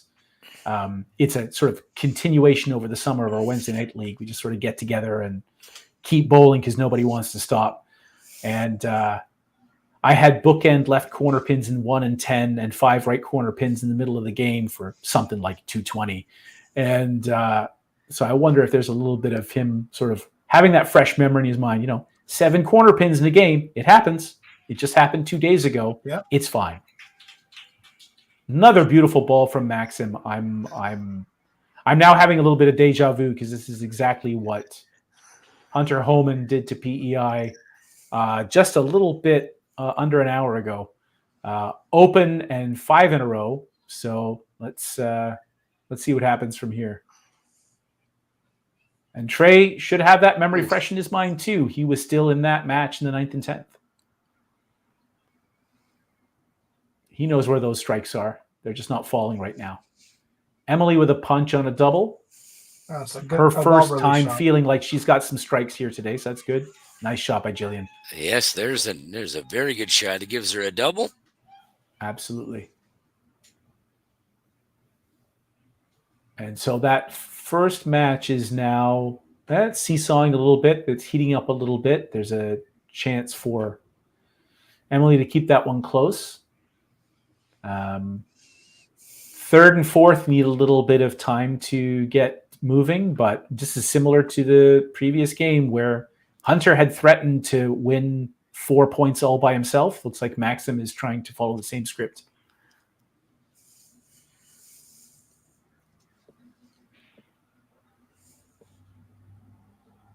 In the left pocket for Jeffrey, he's had both pockets go well for him. It's just absolutely wonderful to watch. Yeah, it was an excellent shot. And you know that big hook used to go all over the place, and he has really become a lot more consistent over the past season.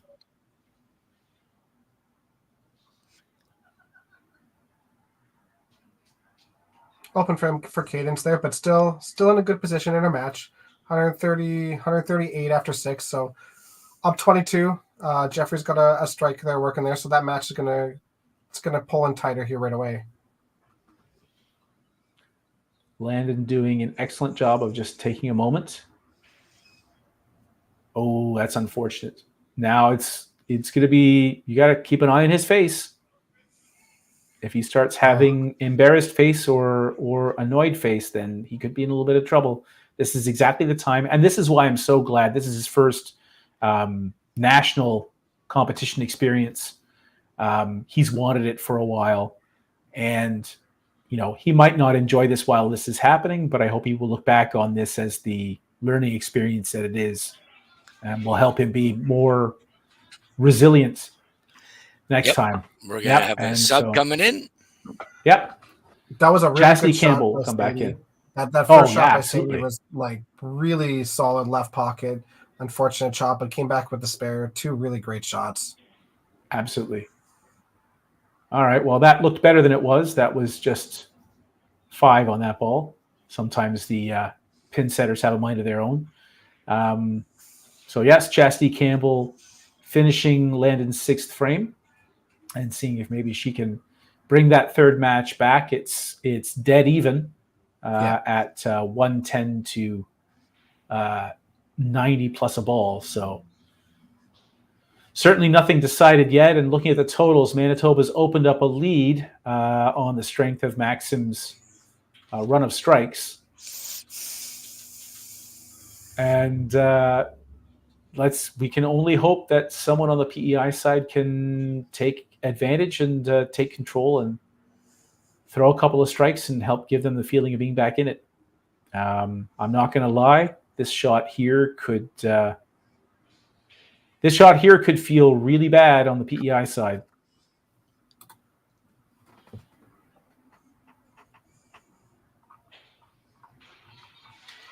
Beautiful. Oh, that's a beautiful ball. That is a smooth shot. Oh. Now it's going to bug me to think about some comparisons to other bowlers who have had a similar style. I mean, smooth, you can't. That's just amazing. I don't even know what to say. Except that has now put Manitoba up. So that's 4 marks counting, including 2 doubles. Yeah, it's a huge 6th frame. Yeah, that's effectively 175 pin lead, maybe 200. But a nice ball there. Oh, Emily has turned it on all of a sudden. Double punch strike. Oh no, that was a corner pin. What?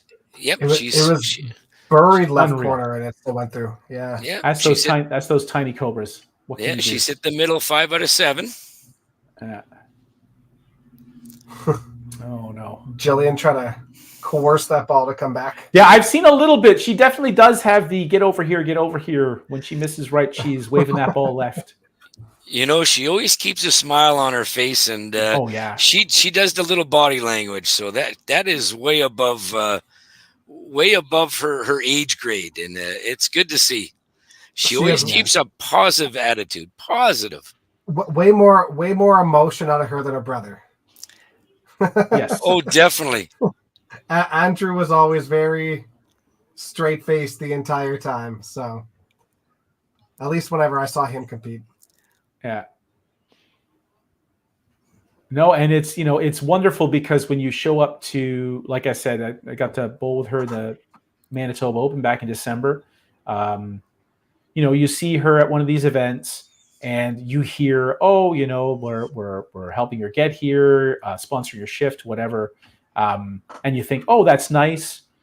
You see her have a really positive attitude and you think that's pleasant too. And then she goes out there and starts scoring. Like, oh, okay, so a little bit of everything. Like this is not just someone who's happy to be here. This is a serious competitor. It's really fun to watch. If you, even a stranger, if you see her for the first time bowling against her or beside her, when you start talking to her, she just smiles, always has a smile on her face. It is something to watch. I've known those kids since they were little ones. I used to bowl with their dad on Monday nights in a league here at Polo Park, Gord. That's awesome. And so I've known those kids when they were born. It's wonderful when you get to, like, now I'm at the point where I've been coaching these kids for a little over 10 years, and you see older and younger siblings and you're able to spend time with the whole family. It's not going to be too long before I start talking about, dare I say it, parents that I've coached and kids that I've coached. And it really does underscore the family atmosphere in this sport, both in the family you're born into and the family you choose. Landon with a bit of a struggle now. That's 3 open frames in a row. I hope that he's having a chance to sit down and gather his thoughts. Meanwhile, Chastity with a beautiful shot in the right corner pin or the right pocket. That's a double. Surprisingly straight-faced. Usually she's significantly more upbeat than that. I think she's kind of reached the point where she's like, I'm tired of this. I want to win. And I know she has a little bit of that competitive fire in her. She maybe likes to hide it from time to time, but it's in there. Her first 2 balls off the bench are phenomenal. Yeah. And that's one thing that she's struggled a little bit with, just the release right off the fingertips. We've been working on that with her for a while, trying to get a bit more of a consistent release off the fingertips. She'll have a tendency to let the ball off her middle finger, and the amount of hook that she gets varies an awful lot from shot to shot. That's where the conditioned lanes are going to help her out a little bit. But when she's got it, she's deadly. She can hit the middle 7, 8, 9 times in a row, and it's fantastic to watch. It's a shame that it's very streaky for her still. We haven't quite cracked that for her, but we'll keep working on it. Well, Summer has thrown that double now, so even with the 62, you got the double, and now you're back in the game. Yeah, absolutely. You've got a little that's an even match now. Yep, that's an even match now. You got to sniff at it now. And so at 735 to 616, and let's just say it now, at 780 to 616, PEI is looking up, and this is the time when you just sort of, nothing changes. You just throw your ball and try to get there. Nice shot. Great ball. He can smell a big game, I'm sure. Wow. Yep. Boy, to be 18 again. Oh God.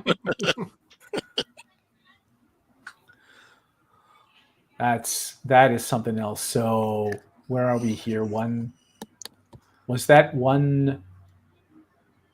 I guess that was 177 through 5. 402. Am I doing that arithmetic correctly? 402 max for Maxim. Oh, it's got to be more. Didn't he strike in second? 79-10 would be. Yeah, that's 180 left. He's got 180 left. Yeah, So 402. 402 is right. Yeah. You bet. 402. Oh, maybe he had a spare in the second. Okay. That's the only 400 I've bowled, which I haven't done in front of other people yet, was exactly like that. 12 spare, 10 in a row to finish. One day I will do that in front of other people. And now Jeffrey is hanging on. Cadence has a chance to really make that second spot more difficult to win. Did Jillian met? No, not quite. No. Penalty shot at the 10. Good penalty try. shot. And now all of a sudden that first match is very much within reach. Emily's on a bit of a roll. If she can manage to double in 9, then that becomes even. So we're looking at maybe a chance for PEI in the first spot, a decent chance in the second spot. It's wide open in the third spot, but looking promising. And maybe Chastity can throw one more shot and make that fourth spot. We could be looking at 4-4 right here. Yes, and yep, Summer's got that double also going into the 9th or going into the 8th. So we're up for grabs here. All right. Yeah, this shot here is going to have a lot to say about that second match. Absolutely. Oh, yep. Welcome to the club, kid. It happens. That's all right. It's on a strike, so she makes a spare. It's no different than a 5 spare. On 0 and 1 strikes, every spare is the same. Doesn't matter. Oh, that's a good second ball. Very nice. Like it never happened. Like we will call that yep. We will call that a dirty 30. Absolutely. There's nothing wrong with a dirty 30. Absolutely. 30 keeps you alive. Oh, yeah. All right. Chastity now with a chance to really put that, put an exclamation mark in this fourth match. Get in there. There it is. Ah, great shot. Yeah, apparently not. What? Premature. I don't know how that right corner pin stayed up. I saw a reach for a ball, and I couldn't see a pin. Oh, it's a left corner. It is? Okay. I am surprised. Yep, corner left. Wow. Not a corner right, which they marked. It's corner left. All right. It is a left. Okay. There we go. Huh. I can get it, she says. All right. Great start coming in off the bench. Very Absolutely. well done. And that is one thing, for the most part, these kids have no fear. They might have some anxiety or some nerves or some tension, but fear they don't have. Oh, where are you going, Trey? Well, outside of the right 3 pin. Haven't missed by that much in a while. Just hang in there, man. It's fine. Enjoy the last shots and get a good night's sleep. Remember, it's physically at their age, they're in shape. It's the mental part that you still got to work on at their age, right? Mentally, throwing in 8 games or even tomorrow's 5, that's going to be another challenge for tomorrow. Absolutely. You're going to be bowling 5 games. So it's mentally to keep you up. All right. Now, Noah, this becomes very interesting. Take the left side, be down only 1 going into the 9th and 10th. The fact that Chastity threw a double there doesn't matter. Everything that happened before that doesn't matter. All that matters is I'm down 1 with 2 frames. Well, I'm down 7. You're going to be down 7 now, Noah. Or 6 with 2 frames to go. I'll take my chances against anybody across the country if I'm only down 6 with 2 frames to go. Yep. I will second that. Then we got Maxim here on 4 strikes in a row. All right. Let's just enjoy this.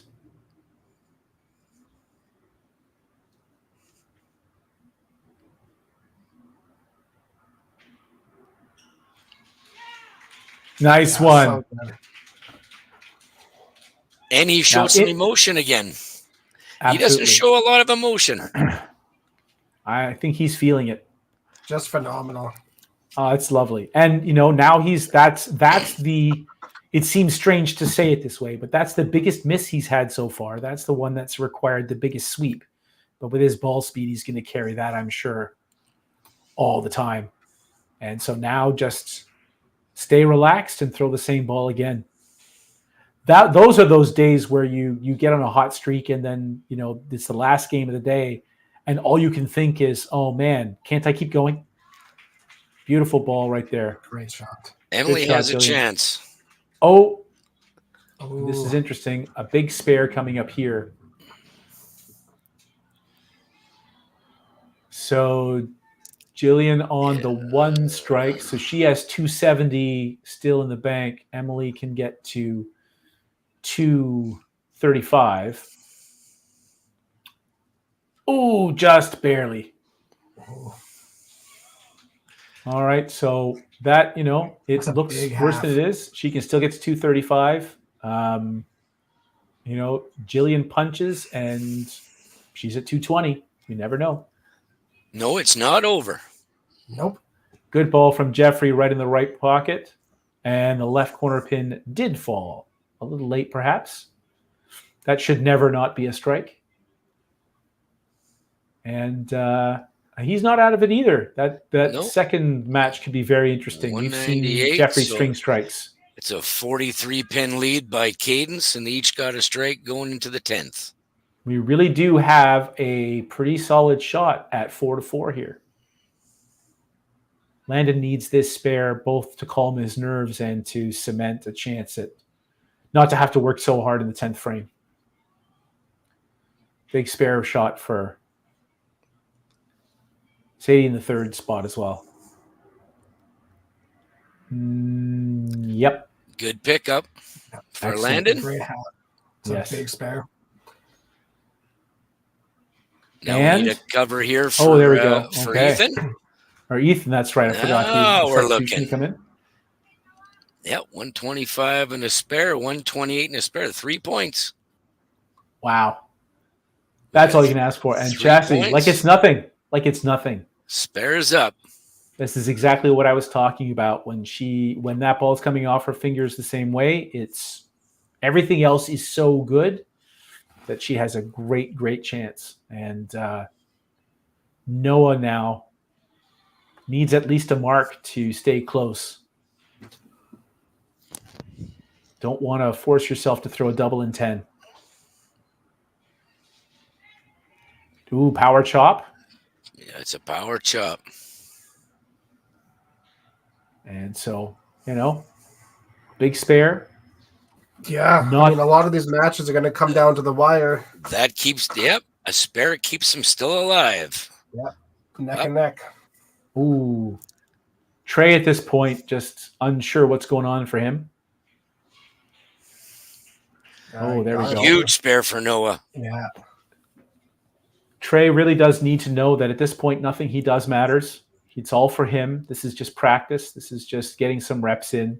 He's not going to be able to affect the score one way or the other. Just take it easy and let it be as it's going to be. There we go. There's something There fun. you got to There's like something that fun. smile. Yep. Absolutely.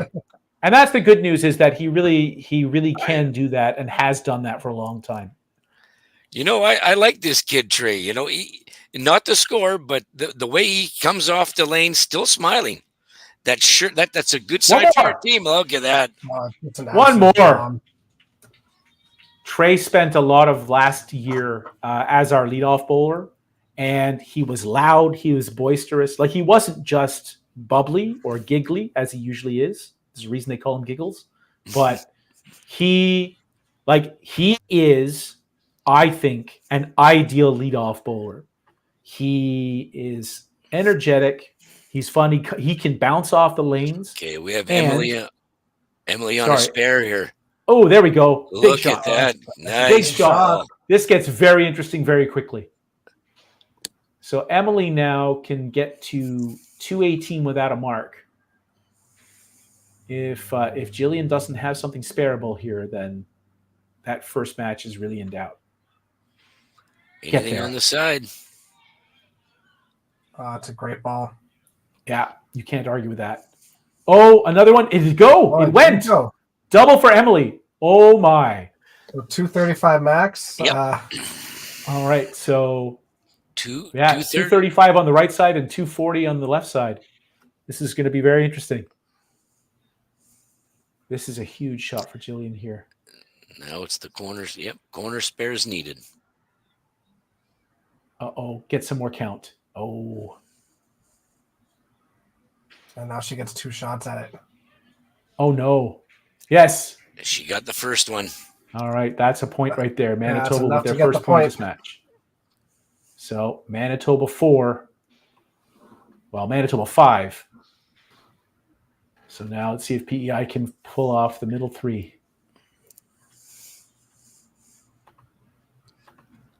Well, the good news is after you throw that 2 pin, you see your opponent spare the corner pin, and it was done anyway. Beautiful. Oh. Well, if I'm correct, I know Jillian is not a score watcher. Yeah. Fair. So I don't And know that's if exactly she the way to needed be. that spare. I probably think she didn't even know she needed, but she knew it was close. Right. And that was exactly what I was practicing last weekend in Gatineau, was just not looking at the scoreboard for an entire shift. And man, that's hard because your eyes just want to go up there every time. Can't do it. I have to see every score. No. Everybody's, and there's no right way or no wrong way. I mean, I know a lot of great great players that are not scored. They don't watch scores at all. Yeah. And I'm on the opposite side of it. I have to see what I know to beat, what everybody has. Yeah. I It's just a want someone to preference. tap me on the shoulder. I just want someone to tap me on the shoulder and tell me I've already won or I Yeah. can't Oh, yeah. win. That's it. I've gotten to the point where I will look after, like in shifts, I'll look after game 7. That's about it. I don't really look before because it really doesn't really change my game plan. But I mean, Right. like there's people like Brad Mones, for example, doesn't look one bit, doesn't look at his score, doesn't look at the opponent's score, but he knows where he's sitting Right. in that match. You can tell by the vibe of like how they're playing and how he's playing. He knows whether he's winning or losing. He does not look once. But Big he keeps strike track. from Landon in 10. Big strike from Landon in 10. Yeah, This that's is going to be huge. really down to the wire. Yeah, it gives Unfortunate him for PEI to give away a match like that. It's unfortunate that it just didn't finish right. Jeffrey's not going to feel great about that, but he put in a really good effort. Oh, big shot. Big shot, Ethan. Very well done. Both sides. Yeah. So now, Yep. yes, it's all down to this 200 to 20. So 203 on the right side, 200 on the left. Let's see who gets them. Big shot from Ethan right here. 200 max for Ethan. Get in the middle, touch it. Oh, all right. All right. So, I guess that doesn't really make a difference. well, it Still needs to strike here. yeah. No, No, unfortunately, it's a unfortunate. head pin. Good run there. Good job off the bench for Ethan. Great work. Just unfortunate that it was one shot away. And now we can turn our attention to the other bench performance by Chastity Campbell over on the right-hand side, who's come off the bench, gone strike, strike, corner, strike, and it threatens to steal this point.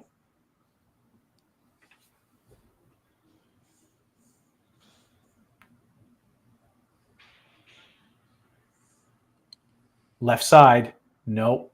Okay. So 208 max for Summer / Chastity. Yep. No one needs something on the side here. Yeah. Oh, and I think it's a the- 3-2 left. yeah, and the right corner pin did not go. So 191 max for Chastity and 192 max for Noah. Yep. 192 max. I love it. This is how it should be. Oh, she got that too. That's a huge shot right there. That forces now to just complete the spare and a full hit. Absolutely. No tie. Everything or you lose. Everything He's or up. you lose. That's Yep. it. Strike for the win. What can be better than this? You can't get 14, folks.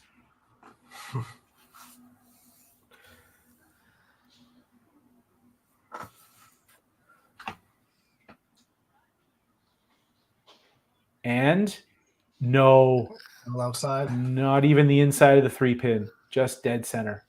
So Tough that break for match Noah. will go to PEI. 6-2. Well, that's maybe not the day they'd hoped for. 1, 1, 2, and 2, but a couple of games right around 1,000. A couple below. For this team, 950 to 1,000 is about what you'd expect. Let's sit and watch this ball to see if you can get a 400. Yeah, absolutely. Get there. Oh man, fantastic! Absolutely, just phenomenal. I believe that's 7 in a row. Yep, the third frame would have been the first strike, so that's 7.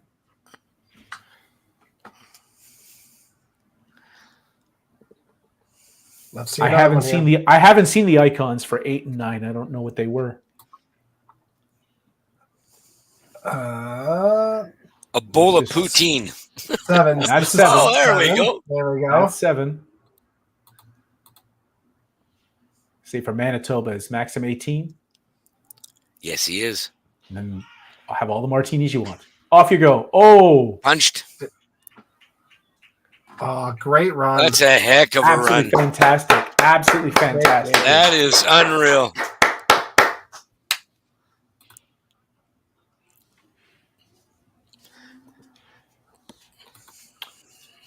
And after all is said and done, with all the fireworks, Manitoba's just going to scrape over 1,200, and that's enough. Oh no, not even 1198. Yeah, what was that? 1198.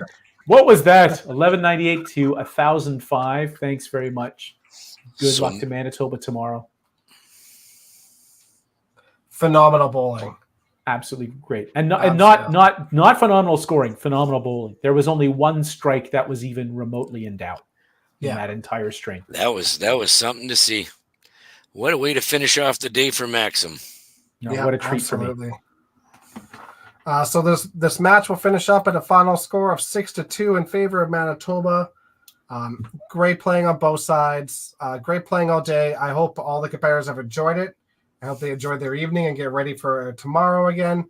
Thank you, Cam. Thank you, JB. It's been a pleasure having you guys on here. Thanks so much. Oh, thank you. It was a fantastic day to be commentating, and I look forward to coming back tomorrow and doing this again. Absolutely. Good luck the rest of the way, guys. I'm going to play the commercials, and we'll see you guys all tomorrow.